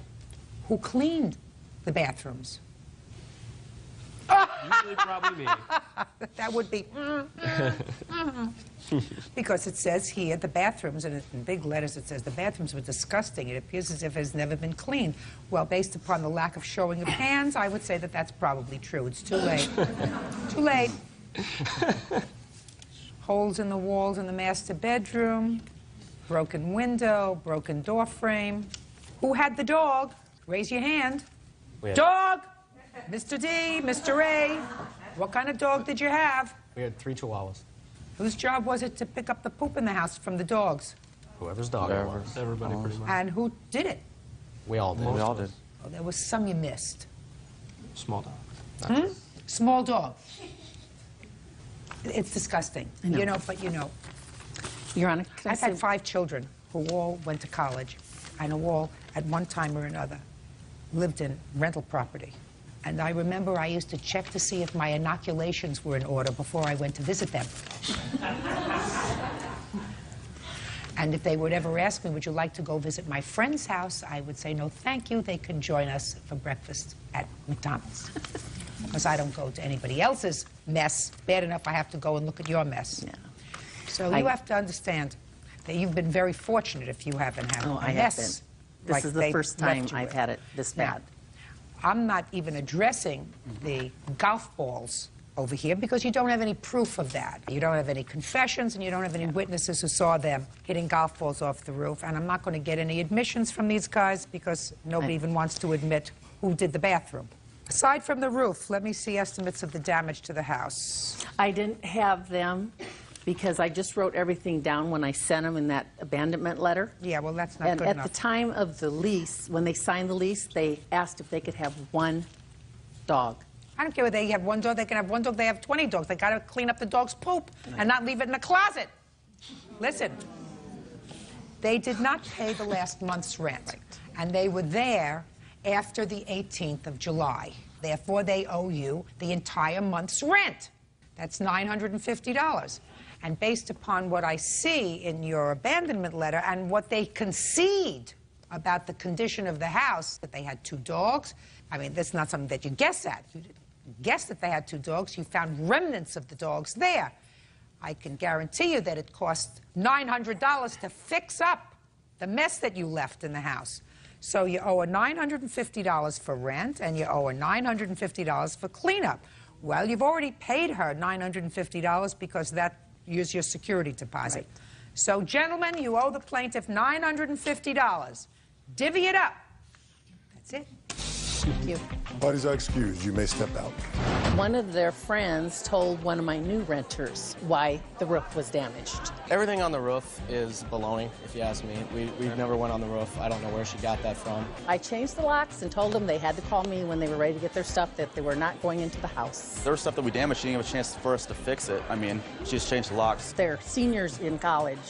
I hate to see what they did in high school. We're 4 college guys. Obviously, there's going to be damages done to the house. I feel sorry for the ladies at Miriam. In my opinion, she's a pathological liar. Now I understand why she's single. And now the next case. Field Supervisor Jerry Overturf and his fiancée Glenna Crawford are suing Jerry's ex-wife, Detention Officer Mary Jo Cooper, for having their 16-year-old daughter, Samantha, thrown in jail. Mary Jo says Samantha stole her ATM card.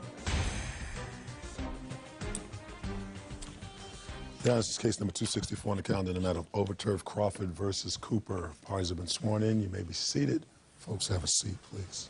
What's your name, sir? Jerry Overturf? Is this your girlfriend? Yes, ma'am. She can sit down. Mr. Overturf, this is your former wife. Yes. You have 2 children. That's correct. Together. You have custody of the 2 children, pursuant to the judgment of divorce. Yes. How old are your children? My son is 14 and my daughter is 16. And how long have you been divorced? A couple years. How long have you and your former wife been separated? 3 years. During that 3-year period, did your son and your daughter always reside with you? My son has always resided with me. She took my daughter with her. When did your daughter come to live with you? Just about 2 years this month. So far, is that all correct? Samantha hasn't always resided with us. She came to us when she was 2 months old. She's an adopted daughter. She's your daughter. Okay. Now, you have primary physical custody of the children, and your daughter was visiting with her mother. When did this visit begin? The first part of June of this year. Was she supposed to spend the summer? She was going to go down there and be with her until about the 6th of July. And your arrangement was that Mrs. Cooper, is this your husband? Yes, ma'am. That Mrs. Cooper would pay for her transportation back and forth for the visit. Yes, ma'am. Right? Correct. That was your arrangement. But something happened during the course of that visit, and Mrs. Cooper had your daughter, whose name is Samantha, arrested and taken into custody for theft. Correct. And you had to go to where she was to have her released to your custody. You want your former wife to pay your expenses in going down to pick up your daughter. And you also have some nonsense claim involving your girlfriend, because your girlfriend was so upset about the whole situation, it exacerbated a medical condition that she has. That's incorrect. She already had this condition, and we'd been in to see the doctor. The doctor had said that she was having a major anxiety attack and had put her on some medication. And said This is your girlfriend? It's my girlfriend, yes. Well, what I said pretty much, Mr. Overturf, was that you believe that this whole situation with your daughter exacerbated your girlfriend's medical condition.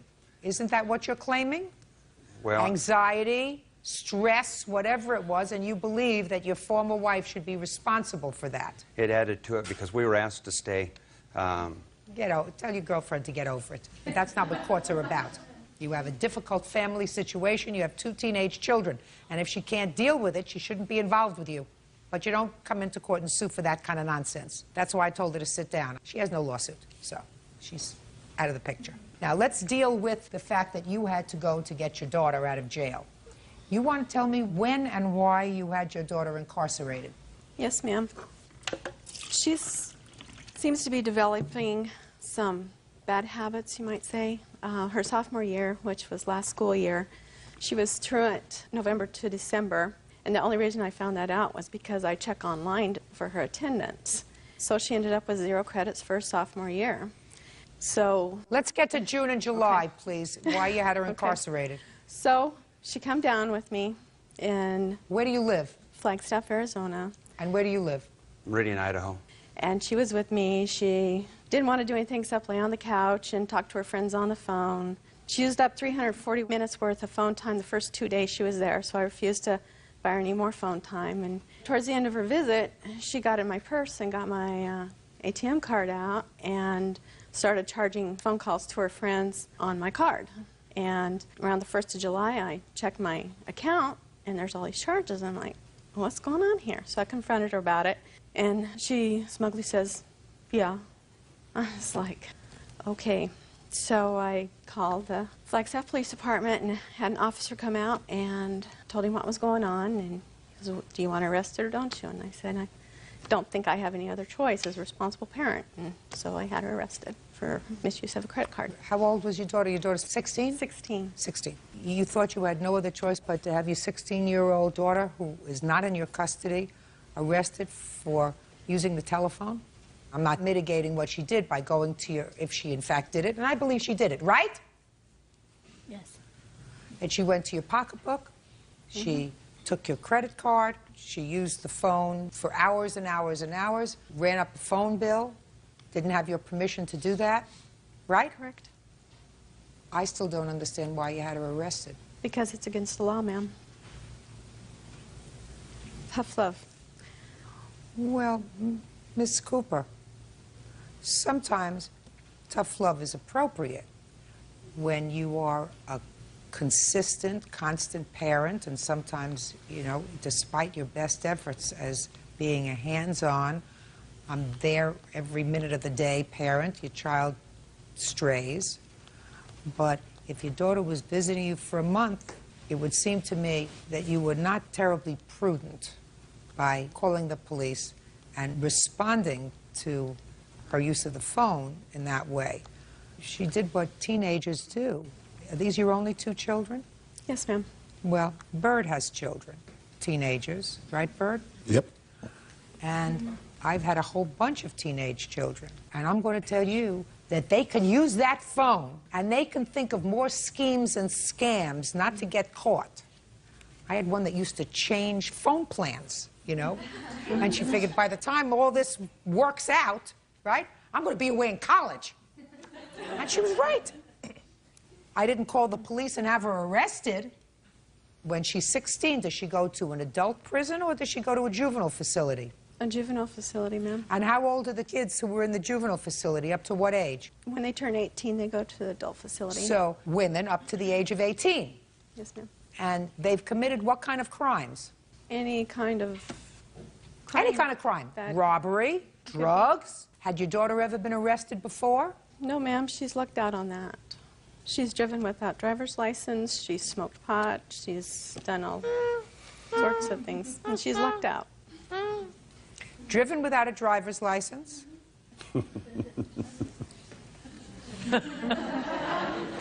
Smoked pot? Did you ever have any of your kids arrested? No. Me neither. You talk to them, you're aggravated, you don't sleep at night, you stay up when they're out. There are a lot of things that you do. You either lose weight, or you gain weight, or you start smoking, or you start drinking, or whatever it is during those teenage years. But I never would have a child arrested for what really amounts to the overuse of a telephone. Judge Judy continues in a moment. How many days did you spend in jail, Samantha? I actually spent about 6 hours, and then I was released to an alternative home. Have you spoken to your mother since July? No. She has some thinking to do. And later today, You did not say it was a gift. No, I did Right. tell him that it was a Right. gift. He's absolutely right. Your conduct is outrageous. And standing there and lying is even more outrageous. real cases, real people. Judge Judy. Jerry Overturf says his ex-wife, Mary Jo Cooper, had their 16-year-old daughter thrown in jail for stealing. Mary Jo says she was practicing a little tough love. Now, what do you want to say? Well, Your Honor, I wanted to say that maybe my wife has forgotten a few things that her daughter's done, or maybe she doesn't want to mention it, such as stealing from her other family and friends. She is on a path that is not in her best interest. And you my think that a period of incarceration in a juvenile facility was going to mend her ways, sir? I certainly do. Now you may be seated, Mr. Cooper. Now, did you have to bail your daughter out? No, ma'am, I did not. You just had to sign her out. That's correct. If you hadn't gone to Arizona, how long would she have stayed in jail? Do you know? No, I do not. Okay. Samantha, your turn, right up here. Now, why'd you take your mother's card? I had, like she said, used a lot of minutes the first 2 days I was there. Why? Homesick, wanted to talk to my friends, don't know anybody. Okay. I had money my dad sent down with me. I offered to buy a card if she would just take me to the store. And I know it wasn't right what I did, even though I didn't have the card. I wanted her to take me to the store, that's all. And I would pay for the minutes on the card. Okay. Did you play hooky from school most of last year? I did. Why? I had some troubles with school last year. What kind of troubles? I didn't like the school. It was a change. I went from a small high school to over 1,000 kids in one school. It was a big change. What did you do when you stayed home? Slept, just lazy. And what about your father? Did he try to convince Yeah. you to get to school? Yeah, so it was my fault. It wasn't my dad's. What about this year? I'm going full-time. I love my new school. I go to an alternative school. I have A's and B's. Have you spoken to your mother since July? No. She has some thinking to do. I hope she has some thinking to do. Now, the day that you got there, were you able to have her released to your custody? They were very good about it. When we got in, it was late in the evening, and they did something that they said that they normally don't do. They went ahead and woke her up. I got in at 1 o'clock in the morning. We signed an agreement, and I left my phone number, and they've been checking in on us to see how she's doing and making sure there's no problems whatsoever. How many days did you spend in jail, Samantha? I didn't spend any days. I actually spent only about 6 hours, and then I was released to an alternative, like, home thing. Did you like the 6 hours in jail? No. Okay. Miss Cooper, you had an obligation to ensure that your daughter would be safely returned on time to his home. You chose not to do that. I think that you made the wrong judgment. I think that you didn't handle this in a way that was in your child's best interest. That's my judgment.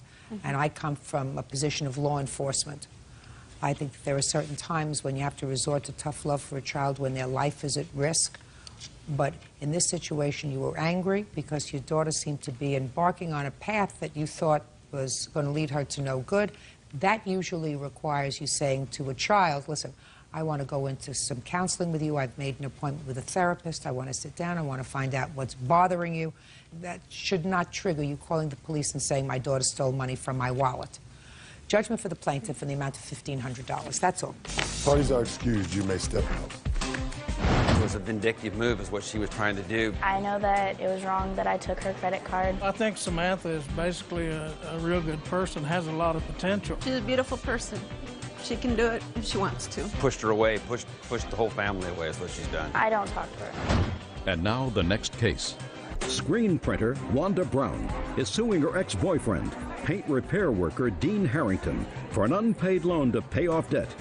Dean is countersuing for the return of stolen property and for having him falsely arrested for sexual assault.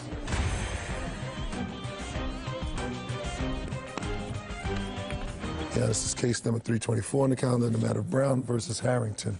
Parties have been sworn in. You may be seated. Ma'am, have a seat. Miss Brown, Mr. Harrington and you had a relationship for quite some time. According to your complaint, you lived together. And while you were living together, you made him a loan in the amount of $6,000. In addition, there was, according to you, a violent episode in the home that you shared together where he assaulted you both physically and sexually, and he was arrested. Yep.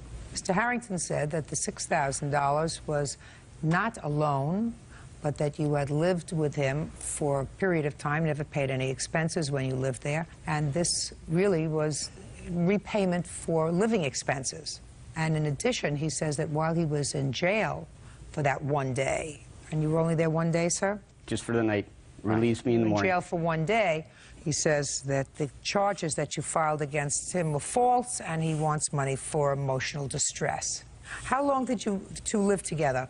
A little bit over 2 years. From when to when? March until... March of what year? 2002, until the beginning of May of this year. And did you live in his home? Yes. Did you pay expenses in the house? Yes, I did. What kind of expenses did you pay? At first, he had a loan out for the garage, so I took over the loan for the garage while he paid for the house payment and the other bills, and I took care of the food. I'd buy all the groceries. Now tell me about this $6,000. Well, he had one of the other loans that he had out was for $6,000, and he was paying $100 a month on that loan. And I told him, I says, if you look at this, only half of it goes to the loan, the other half goes to the interest. I says, what we can do is borrow some money out of my savings account, get rid of this so we don't have to pay that interest anymore. In exchange, we just put that $100 back into my savings account instead. And Where that's did you what get we $6,000 from? Oh, my dad had died and I had gotten some inheritance money. Okay. So what did he say? He thought that was a good idea. That way we would be saving money. Did you use a joint account? Yeah, both of our checks started going into the same checking account. All right, so let's hear about this $6,000. She says you didn't give her back the $6,000. Okay, she's this lady here, met her at the bar, and... Listen to me. Met her at the bar. Listen to me. I'm not interested in when you met her. I'm not interested when you started to date her. I'm not interested in anything but the $6,000. You want to talk about your relationship, you go to a psychiatrist. This is about $6,000. Your Honor. When? Can I say something? Who are you? I'm his daughter. Oh, he's a grown man. Okay. You take medication? No. Is there any reason why you can't tell me this story? He's nervous. I haven't done anything yet. I met... Well, Your Honor... Shh. Don't speak. Mr. Harrington, I'm not interested in the beginning of your relationship. I'm interested in the $6,000 that she says you owe her. Could you get to it? The $6,000 was from when she moved in, and she agreed to pay the partial house payment with the utilities, and she said that she couldn't afford it, so she said she'd pay the loan off with her dad's inheritance that she received from him. That was no loan. I've got 9 months of bank statements here that she never put nothing in it. She never put anything in your joint account? It was no joint account, and she moved in. It wasn't a joint account until November 9th, 2002. Okay. I have proof right here. After November of 2002, did she start to put money in your joint account? Yes. How much? I guess it was $742 or something every 2 weeks. And you used that money for expenses? Yes, the answer is yes. You used it for expenses. Your expenses, her expenses. Yes. You lived together. This was a family, the two of you. Now, what was the $6,000 debt that you had? What was it for? Was it from credit cards? Was it from a car? Was it from a loan that you took out? I suppose it was odds and ends for, I've got horses, it might have been $1,000 for them, no, it's just, the $6,000 wasn't applied to one thing. Right. All right, so this was clearly your $6,000 loan that she paid off with her $6,000, right? You're correct. Okay. Now, when you separated in May, according to you, there was an incident at the house. Yes. You want to tell me what happened? Because that goes to Mr. Harrington's counterclaim. Yeah. Well, in the middle of the night, I woke up with him putting handcuffs on me over the top of me, and I went to pull away from him, and I seen a gun sitting there on the nightstand, so I just stopped fighting just like that. I was scared to death. You understand that the jurisdiction of this court is $5,000. You understand that. So the money that you say was a loan, the $6,000, far exceeds the jurisdiction of the court. So I find that the $6,000 initially that Mr. Harrington had spent was money that he had spent on himself, his horses, odds and ends, etc. They were not debts of a joint couple who were living together. So I'm entering a judgment in your favor in the amount of $5,000. Now I'm going to get, sir, to your counterclaim. I've read the police report. The police report, I don't know whether your daughter has read. Have you? No, I haven't. All right. The police report contains your fully Mirandized statement about what transpired the evening that Ms. Brown has described to me, and I haven't asked her to go into detail. It's really not necessary. And there is no question in my mind, sir, that based upon your confession to the police, Ms. Brown had sexual relations with you because she felt intimidated. Now, you may have thought that that was a way to spice up your sex life, sir, but clearly she did not. You acknowledged you used handcuffs. You acknowledged you took a gun out and placed it on the night table. You acknowledged all of that, and you seem to think that that was okay. Now, I don't know why the district attorney chose not to pursue this matter. I haven't a clue. They found the handcuffs where she said that they were in your home. You acknowledged that you took them out without her consent. You did say that when she told you to take them off, you took them off. But that doesn't say that she wasn't, in fact, intimidated and frightened by your actions, because according to you and according to her, you had never done that before. I would be frightened, wouldn't you?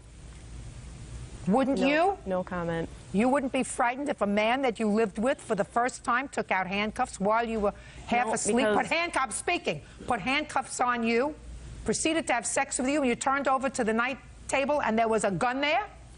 That wouldn't frighten you? I have no comment. You have no comment. Good, then say nothing. In any event, your counterclaim, sir, is dismissed, because the crux of your counterclaim is that you suffered emotional distress from being in jail for that one night. If it were up to me, you would have been jailed for a lot longer than one night. Your counterclaim is dismissed. That's all. Parties are excused. You may step out. You better watch yourself. Not very smart. Women, what can I say? They have you arrested, clean your house out, and still want more. I knew my side of the story was true, and it would come out this way, so I'm very glad it's over and done with. It just says, love Wanda. From one with handcuffs on it. The message behind that was meaning that we were joined together. Hey, this is just one of them, but I got one every year. Nothing to do with sex or nothing. It meant that I was committed and we were together. What they did that night is not something that is rare. He even asked me about it when I gave it to him, and I straightened him out right away that it just meant that we were committed to each other. For her to sit there and say that they've never done it before is We've had them out. We've played around with them before. Oh, I'm glad it's over with. And now the next case. Window salesman Vernon Lawson is suing his ex-girlfriend's neighbor, office services technician Linda Crescent, for damaging his car with a squeegee. Linda says she was defending herself against an irate Vernon. Right in the courtroom, please. Yeah, this is case number 227 on the calendar in the matter of Lawson versus Crescent. Parties have been sworn in, Judge. You may be seated. Ladies, have seats, please. What's your name? Judith Savaggio. Savaggio, are you the girlfriend? Yes, I'm his friend. Good. Miss Savaggio, where do you live? Bakersfield, California. And where does Miss Crescent live? She is my next-door neighbor. And how long have you lived there? 6 years, just over. And how long have you lived there? 42 years. And how long have you and Mr. Lawson been friends? Off and on for about 5 years. More recently, how long on? Several months. And when you say you're friends, she says he's your boyfriend. Would that be true? There would have been a time I would have used that term, yes, Your Honor. Maybe not now. Correct. And do you rent your home or do you own it? I rent. Do you rent or own? I own. Mr. Lawson, this is what this lawsuit is about. It is your claim that the defendant caused damage to your car with a squeegee. That's correct. And it is your claim that you did so purposely. Absolutely. Because you were involved in some sort of an altercation with her. She says she was merely defending herself. But I want to go back a little bit because I've read your complaint very carefully. Your complaint says that you and Mrs. Savaggio were boyfriend and girlfriend, and that she was having some trouble with Miss Crescent. Is that true? Yes, Miss Crescent chopped off some limbs of a tree. Just a second. The answer would be yes, you were having Correct. trouble. When did the trouble with Miss Crescent begin? It was approximately the first week of June of last year. June of 2003. Correct. Now, prior to June of 2003, had you been reasonable neighbors with each other? To a degree, yes. Fine. And then something happened. According to what I read from Mr. Lawson, she cut off some limbs of a tangerine tree and left them on your lawn. Something like that. She would have had to pick them up and throw them over my fence. Just a second. That's what it was about. Mr. Lawson says that in retaliation for that, he knew that Miss Crescent objected to his parking his car in front of her house. So he decided to irritate her by parking his car in front of her house permanently. That's what you say in your complaint, correct? Until such time. That's what you say in your complaint. Is that right? Yes, Your Honor.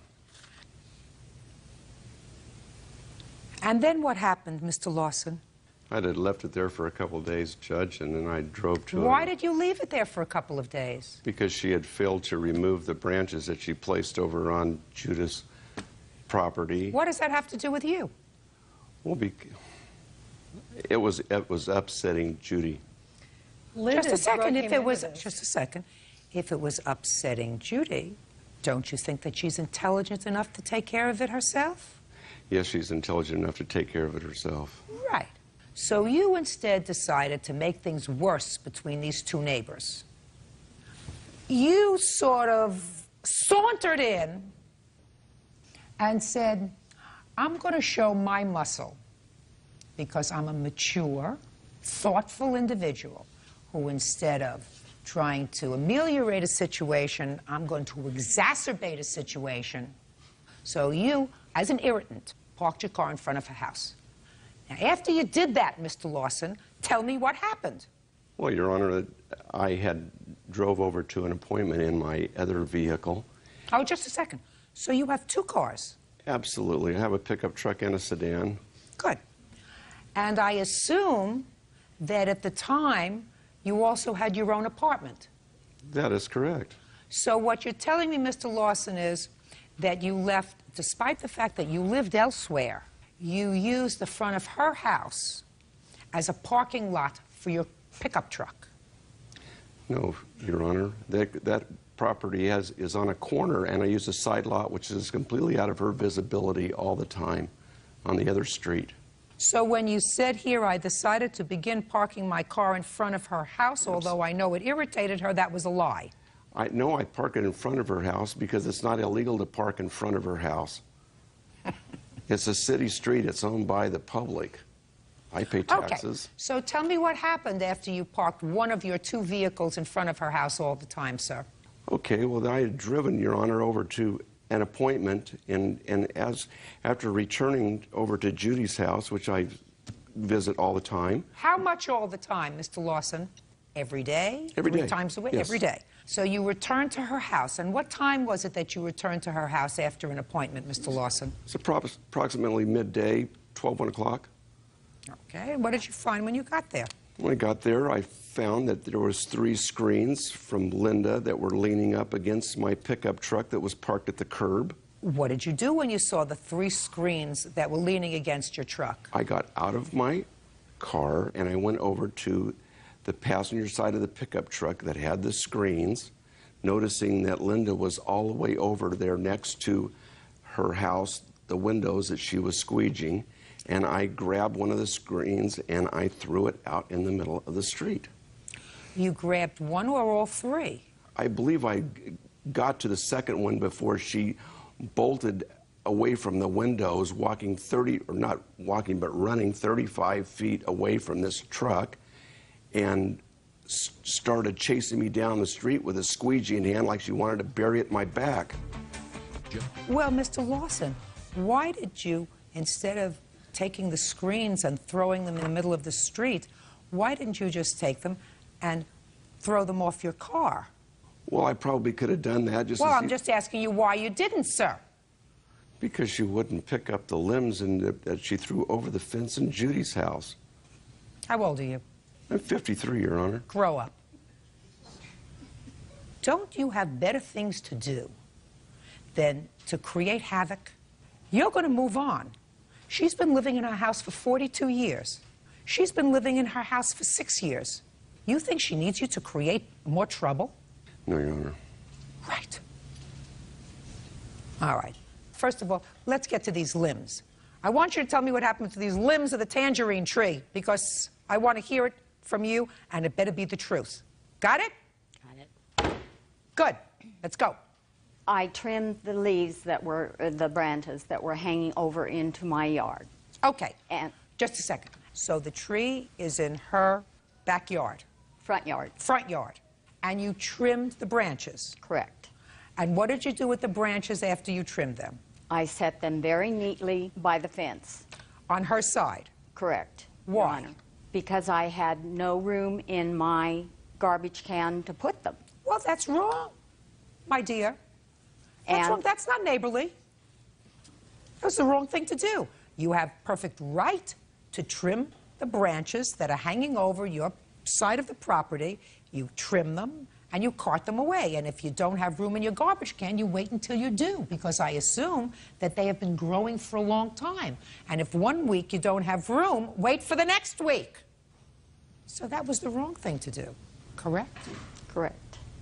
So who asked you to remove them? No one, Your Honor. Did you ask her to remove? I wrote her a letter. Did you receive her letter? Yes, I did receive. And what did the letter say? In essence, the letter said that if I didn't remove them, that she was going to sue me. I called the owner, and he removed them. When did he remove them? Saturday morning. So how long were they there in the yard? 2 or 3 days. Is that right? About a week. Okay, but the owner of the premises that you rent ultimately removed them. Yes, his son lives a half a block away. His son came and did it. Fine. Terrific. So that's over. Now, how much after that incident did we have this parking in front? The parking in front, the limbs were cut about on Monday. I'm not sure. I didn't see her cut them. I think it was Monday we discovered them. I sent her the notice on... When? The next day, as soon as I noticed. Tuesday. Well, on the following Thursday, I had visitors coming to my home. The following Thursday? 2 days later. Oh, that Thursday? That Thursday. Just a couple of days later? A couple of days later. I had visitors coming up the walk to my house, and she chose to scream and yell at them that she was not going to move those. And I didn't think it was appropriate for her to start screaming at my visitors about these leaves. Okay. Did you scream at somebody? I never saw anybody come up any walk that entire week except for Vernon, who chose to park in front of my house and scream at me. So you had an altercation with him after he started to park in front of your house? Correct. Is that right? Judge Judy continues in a moment. And later today... He kept telling me, nope, I don't want you to go. I'm sorry, I got drunk. I shouldn't have acted this way. I'm sorry I locked the doors. I promise I won't do it again. Okay. Real cases, real people. Judge Judy. Vernon Lawson says his ex-girlfriend's neighbor, Linda Cresson, damaged his car by hitting it with a squeegee. Now tell me about the squeegee. I was in front of my house washing and drying my windows, and I had a squeegee in my hand when he came screaming around the corner in his car and parked directly behind the pickup. He got out of the car clearly enraged with his fists clenched and came at me. And I turned to see him coming at me. And he grabbed one of the screens, threw it out in the street, and I went out to retrieve the screen knowing that there might be a car coming. Why did you put the screens on his truck? Because it was there. It was convenient. It was sitting right there. Sounds to me like a lot of people behaving badly. A lot of grown-up people who don't have enough to do. It's what happens when you have too much leisure time. How many hours a week do you work? 30 hours a week. How many hours a week do you work? 40. I think you ought to work more. You did the wrong thing, Mr. Lawson. You did the wrong thing, Miss Grice. Now you want to show me a picture. I'm dying to see it. Pictures, Your I'm Honor. dying to see it, Mr. Lawson. Well, this one right here for evidence, Your Honor, shows my truck in respect to the windows where she had to pass the bushes and a tree in her front yard to lean up the screen. Let me explain something to you. I understand that she did the wrong thing. Okay. I said that. Did I agree with you? Mr. Lawson, I'm an ecumenical abuser. Yes, ma'am. This is the wonderful dents in my car that she did with her squeegee since she couldn't get me.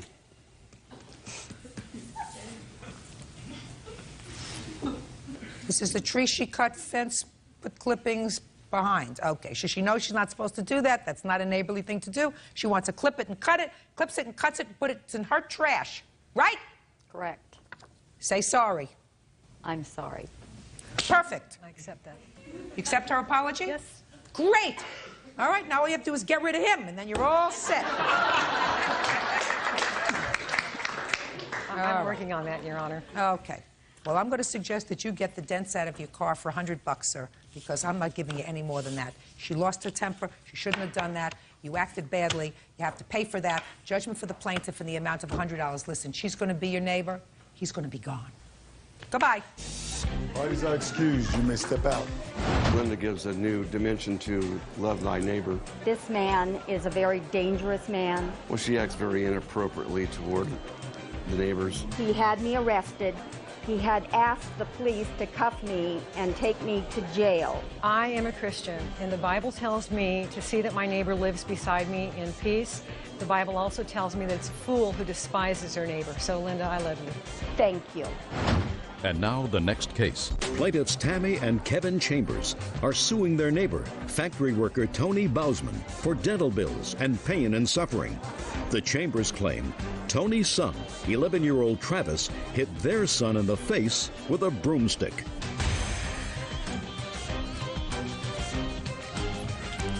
Now, this is case number 298 on the calendar in the matter of Chamber versus Bausman. Parties have been sworn in, Judge. You may be seated. Young folks, have a seat. What's your name? Travis. Travis, I'd like you to come sit up here, please.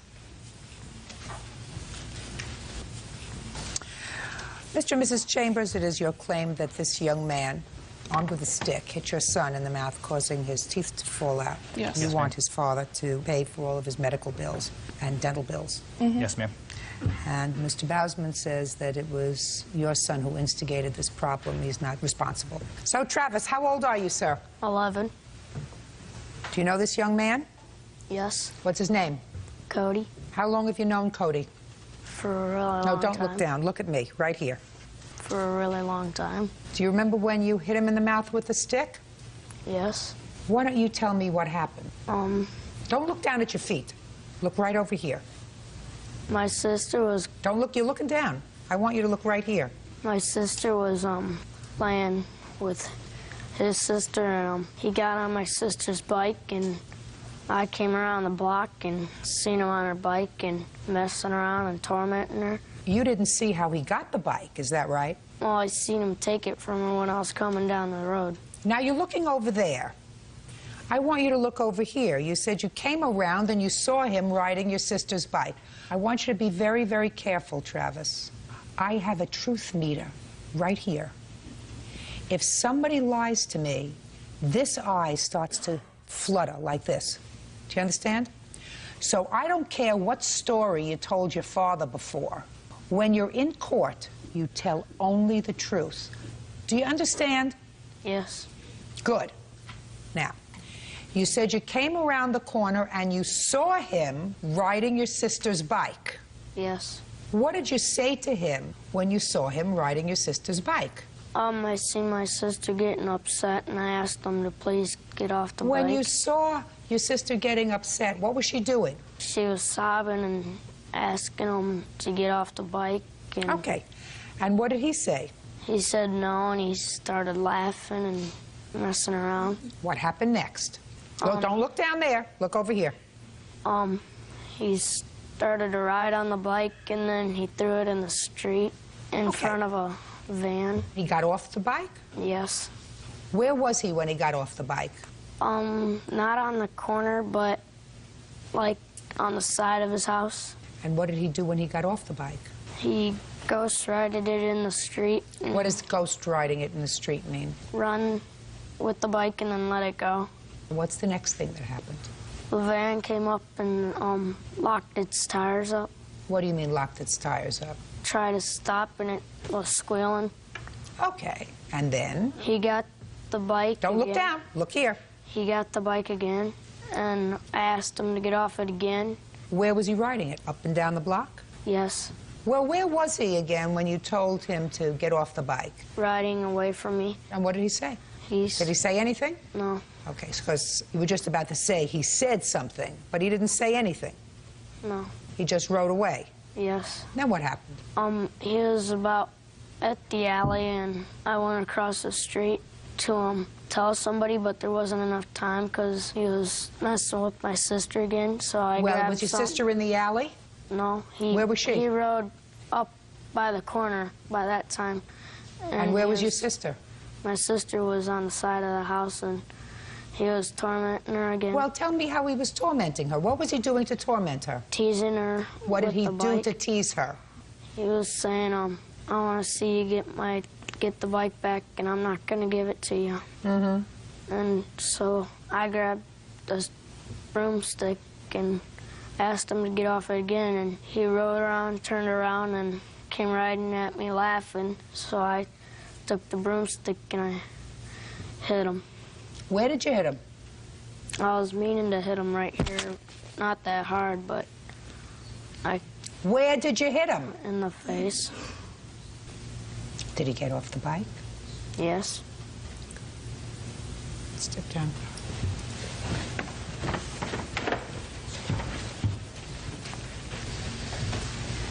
Tell me your name.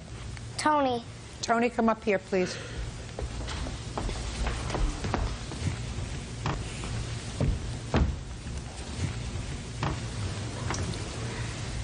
How old are you, Tony?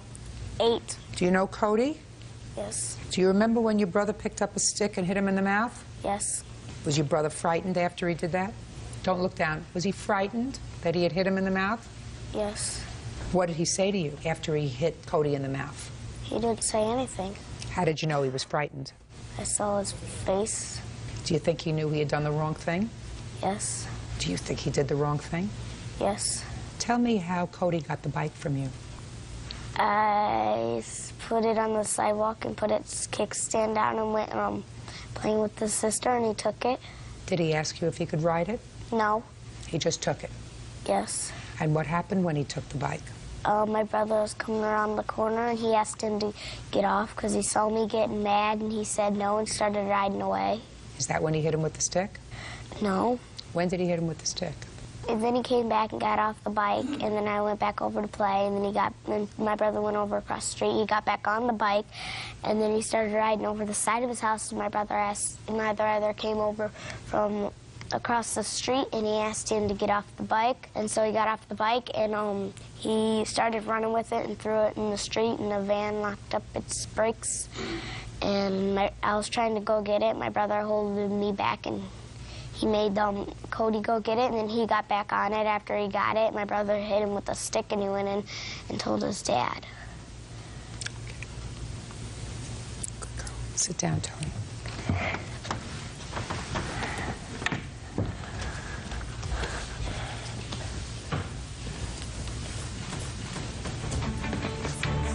Judge Judy continues in a moment. You think your son was justified in hitting this young man in the mouth, causing him to lose his front teeth? Yes. No wonder your son doesn't know how to behave. And later today... I was paying her cash. Show me receipts. She never wrote me receipts. You're self-employed. Why would I give you a receipt? If you're going to speak to Miss Wash, you want me to throw you out? No, I'm sorry. You want me to throw you out? No, I do not. Real cases, real people. Judge Judy. Tammy and Kevin Chambers say their neighbor, 11-year-old Travis Bousman, hit their son, 13-year-old Cody, in the face with a broomstick. Travis says Cody was teasing his little sister. How old are you, Cody? 13. How come you got on Tony's bike? She said I could ride it. When did she say you could ride it? When she was playing with my sister. I asked her nicely if I could ride it. She said yeah. Did her brother come by and tell you to get off the bike? Yeah, and I told him that his sister said I could ride it. Okay. Did you take the bike and throw it in the street? No. No, I didn't think so. Tell me what happened when he hit you in the mouth. I was riding the bike in the street. Then I went, turned up into the driveway thing by the alley. Then he whacked me. Did you lose any teeth? Yeah, my front one. Which tooth? This one. So that's a false tooth? Not false. It's It's a crown? Yeah. So you had to go to the dentist? How many times did you have to go to the dentist? Probably around 3 or 4 times, maybe. Okay. You have any other work that you have to have done? Yeah, I think so. I have to go back to get checked the bottom teeth, see if they're damaged. Okay. Sit down.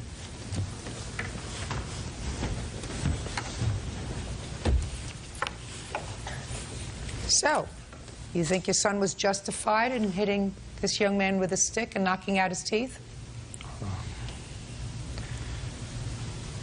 I'm asking you, now that you heard the story, you think your son was justified in picking up a broomstick and hitting this young man in the mouth, causing him to lose his front teeth? I think he stuck up for his sister. That's what I would expect from my son. So your answer is you think he was justified in picking up a stick and hitting him in the mouth over the bicycle. That's what I'm asking you, Mr. Bozeman. Yes. Yes. No wonder your son doesn't know how to behave. Listen to me.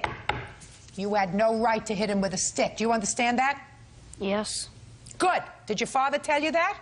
Yes. So if you told him that, how come you're not telling me that today, Mr. Bozeman? If you told him that he had no right to hit him with a stick, why do you stand there and assume the stupid position today that he was sticking up for his sister, and that's an appropriate response for a child to assault somebody with a weapon because he was teasing his sister, even if that happened? Are you going to answer me? Yes. Then answer me. I feel that he was sticking up for his sister. The stick, maybe not to go that far, but sticking up for his sister, throwing the bike in the road, that was very serious to me. Yes, I agree with you, sir. Out in front of a van to go get it, I agree that could have with been her life. Listen to me. Listen to me. That's a lot of who shot John. That part of the story was very well put together by both of your children using the exact same words. Wheels locked, truck, van, wheels locked. That didn't happen. The riding around on the bike happened. Maybe the teasing happened. Maybe your son said to him, get off the bike. And he said, I'm not getting off the bike. And then your daughter got upset. What I'm asking you is, was the assault justified? He shouldn't use a stick, no. Right. And if that was not justified, sir, you are responsible for these medical and dental bills. Do you understand that? Yes. May I say something else? Sure. It was wrong for her to corner my two children belligerently, swearing at them, and they didn't make that up. No. And she was No. drinking. No. They didn't make that up. Listen And to she me. did come after my wife, swinging, and her husband pulled her back into the house, and she did make my children cry at that point. So, that has nothing to do with this case. Okay. If she behaved badly, that's something that she has to deal with. That's not an excuse for his behavior. You're not supposed to make excuses for your son's behavior that was wrong. He certainly understands the consequence of what he did, don't you? Yes. So, while he has a right to stand up for his sister, he has no right to assault someone with a deadly instrument. You get it? Got it. You get it? Yes. Judgment for the plaintiff in the amount of $3,087. That's all. Parties are excused. You may step out. She was cornered at the house the whole time. I didn't see the daughter. Making her cry. The only one that was there was the boy, and I told him to go get his mother. She was yelling at us. Me and the mother got into it. She said the B word and the F word. She's the one that called me I don't know if I'm allowed to say this. I don't think I had the right to hit him. I wasn't teasing the young girl. He didn't have the right to push my sister around and call her names or throw her bike in front of a van either. I do believe my kids. I guess you can't protect them in all the ways. And now the next case. Lab technician Lori Theodorov is suing her sister, 23-year-old homemaker Jennifer Rector, and her fiancé Sean Huff for an unpaid loan and for the return of her property. Jennifer and Sean are countersuing for money from the sale of Lori's house, bank fees, and for putting sugar in their gas tank.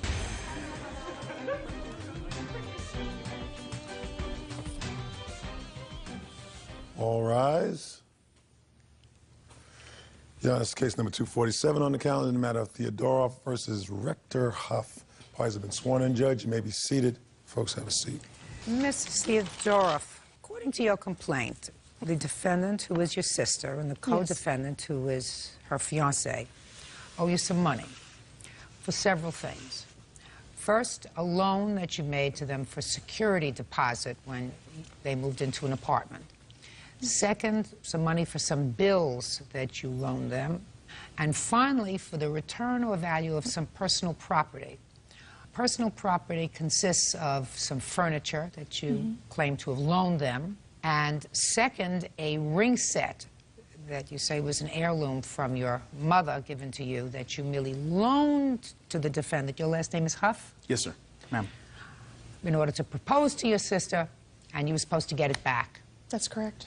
And the defendants say that the money that you did give them was for babysitting for your daughter, that the furniture was furniture that you were going to throw out because you bought new stuff. And as far as the rings are concerned, the rings, your sister said, belongs to your mother, who is still alive, and she returned the rings to your mother. That the case? And then you have a counterclaim. Your counterclaim argues that because of some disagreement that you and your sister had, she has embarked upon a vendetta and put sugar in your gas tank and ruined your bank credit because she locked into your bank credit online and caused you to lose money, lose wages, whatever. Anyway, you have a counterclaim for harassment. You and your sister and her fiancé lived in a house that you owned for a period of time, is that right? Yes. And when was that? That was January of '03. And how long had you been living with your sister? Just from January '03 until October of '03. Yes. What happened with the house? When they had first moved in, we had, made arrangements for rent. I asked for $100 out of each of their paychecks, which totaled $400 a month. I was lucky to get that. You lost the house, according to what you wrote in your complaint. When? In June, I had said, okay, you guys, I will cover the mortgage payment. You guys cover the bills.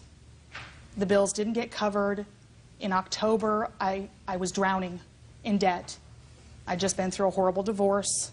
I just said, I got to sell the house. I got to get out. And how much money did you clear from the house? $5,000. And what did you do with the $5,000? I paid the deposits on the apartment, rent. Which deposits? Both for my apartment and for their apartment. Is that right? I have a copy of that check. Yes. And how much was the deposit on your apartment? $500. Why didn't you have your own $500 for security deposit? Because we had been babysitting for her daughter for the entire year that we lived with her, almost a year. And she was supposed to pay us for that, and she never did. And she told us when she sold the house that she would pay our security deposit and give us $1,000 to pay our first month's rent and to get car insurance in order to clear the debt of watching her daughter. And you say that never happened? No. Okay. How many rent checks do you have there for $400? None of them are for $400. We paid $100 out of each one of our paychecks. Okay. How many $100 checks do you have to the plaintiff? Approximately 10. Now, may I see it, please?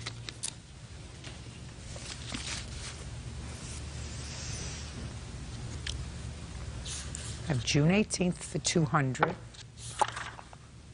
Well, so far, that's $1,150 that you have memorialized in rent, and you owe her $3,600 in rent. Your Honor, during this time, we were a family. Cash kind of flowed back and forth. We never really thought that we would have to... No. You cannot demonstrate to me that you don't owe her, at the time you moved out of the house, $2,450. Now, what about the other money that you gave them? Because according to your complaint, you gave them other money for bills. I have another copy of some checks. And receipt. And these are bank statements with transfers documented on there from my account into their account. She would call me on my way home from work saying, Lori, the daycare check's going to bounce. Can you please put money in my account? And I always would. Because that's what your family's supposed to do for you, is to help you when you need help. Well, when are you supposed to stop doing that? When they hurt you like I've been hurt, I guess. I'll never do it again. Okay, now let me hear about the furniture. Do you really want to proceed with this furniture? Did you loan them the furniture, or was it furniture that you were going to get rid of? No, it was not going to get rid of. As a matter of fact, when I asked for the dresser and queen set back, I was going to use it for my roommate when I moved into another home. And she goes, oh, so you'll let your roommate use it, but not your sister. I paid for the freezer. Super Bowl Sunday, we were at Home Depot, and I paid for it. We paid for half of the freezer, but I do not have proof of that because I gave her cash. No, she didn't. Where's the freezer? It's still on our patio, and we told her she could come get it at any time. Why is that on your patio? Is that where you kept it? Yeah, it's a chest freezer. It's the only place it'll fit. Oh, fine. She's coming to get it. Make sure it's in good shape. She's coming to get it. Now let's get to the ring set. The ring set that she's claiming isn't hers, was never hers. It was loaned to her by her mother. I have a sworn statement from her mother with a doctor's note as to why she couldn't be here. I'd like to see it.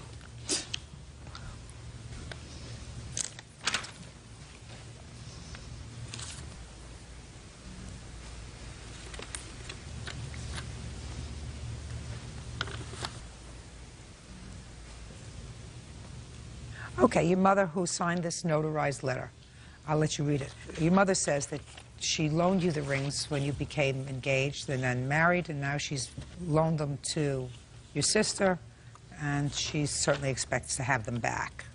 Mm-hmm. They're in her possession now. And they are in her possession now? Yes, they are. Okay, fine. So let's forget about the rings. Now, I want you to tell me about your counterclaim. Okay. On July 3rd, my witness, Kelly Pruitt, saw Lori Theodoroff break into my bank account on her computer upstairs. Okay. Step up. Tell me your name. Kelly Pruitt. Miss Pruitt, how do you know these two people? I worked with Lori Theodoroff at Kaiser Hospital, and we became friends. And I was living with her for 2 months. And on July 3rd, the day before we were moving out, she had confronted me about putting a listening device in Jennifer's apartment. You put a listening device? Yes. And had overheard Jennifer and I talking about helping her ex-husband to try to get her daughter, Sarah, so he can have full custody because Lori is not a fit mother. And so I assume you had an argument?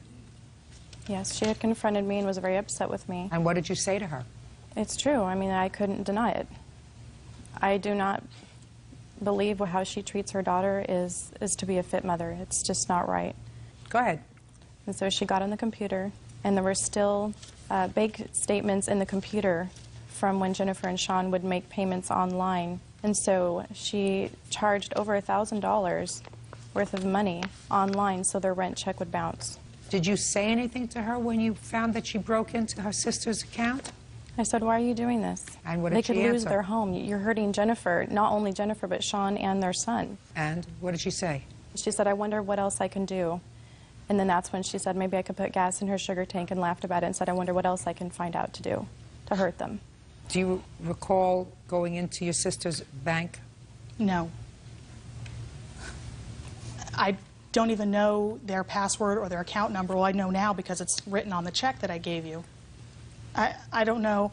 And I really feel that Kelly's lying because I also have a suit against her for money that we moved into this duplex together. I fronted all of the money, $1,600. I was supposed to get the money from her on July 24th. I came home from work. She was moved out. And I'm sure that this is where these lies are coming from. Okay. Do you have a police report Yes, with I do. regard to the bank statement? Yes. Okay. Can I see it, please? I also have the payment activity from that day from our bank. And Kelly agreed to come on here. When did you say she moved out? July 24th.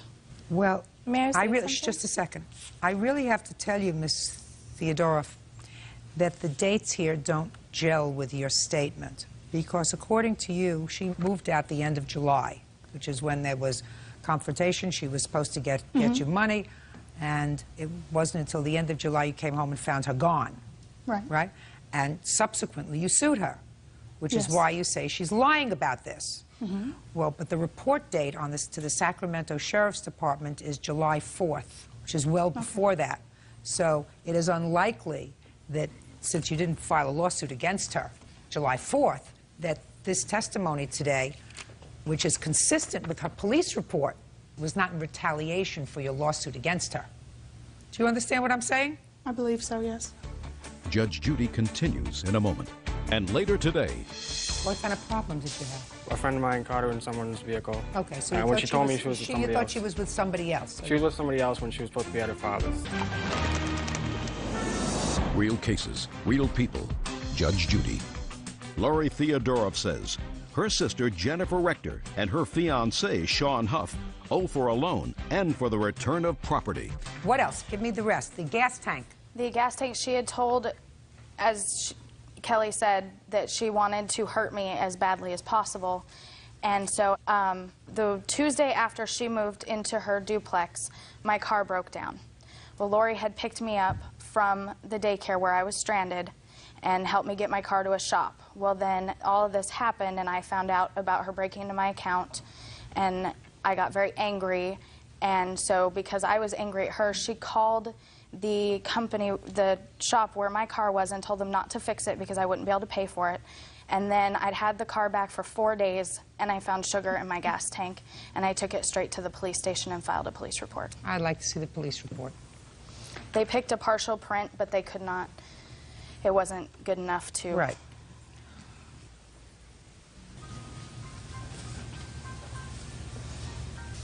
Okay, so this is your statement. Nobody saw her put sugar in the tank, and I'm sure that you will tell me that you didn't do anything to their gas tank. No, I did not. Okay. All right, I have that you owe her $2,200, which is for the bills that she paid for you and the $500 deposit. Ms. Theodorov, I believe that you, as it happens, did exactly what Ms. Pruitt says with regard to the computer. I don't think that they have any proof that you, sufficient proof that you did anything to your sister's gas tank, but I certainly think that I am satisfied with her statement that you did, in fact, go into the computer and mess around with it. And how much did that cost you? It ended up not costing us very much, only about $50. Okay. For canceling checks. Okay. But as far as I'm concerned, there has to be some penalty for that. You understand me? Yes. Yeah. Because you can't do that vindictively. I mean, if you do that, you can go to jail for that.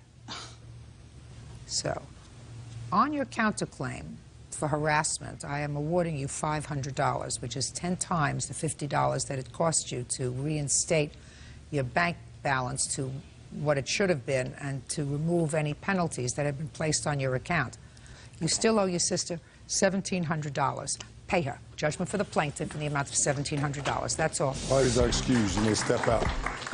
Jennifer needs to learn that she can't mooch off people for the I mean, that's all she's done her entire life is mooch. I have seen her hit and pull her daughter's hair and call her stupid and fat. This has put a black spot on my heart, and I don't know that if somebody came to me and asked for help if I'd be able to do it. What makes her such a good liar is she convinces herself that her lies are true well before she tells anyone else. I mean, I love her, she's my sister, but I don't think I could help her anymore. If I see her on the side of the road hitchhiking, I'm not going to pick her up because she'll just try to hurt me some more. And now the next case.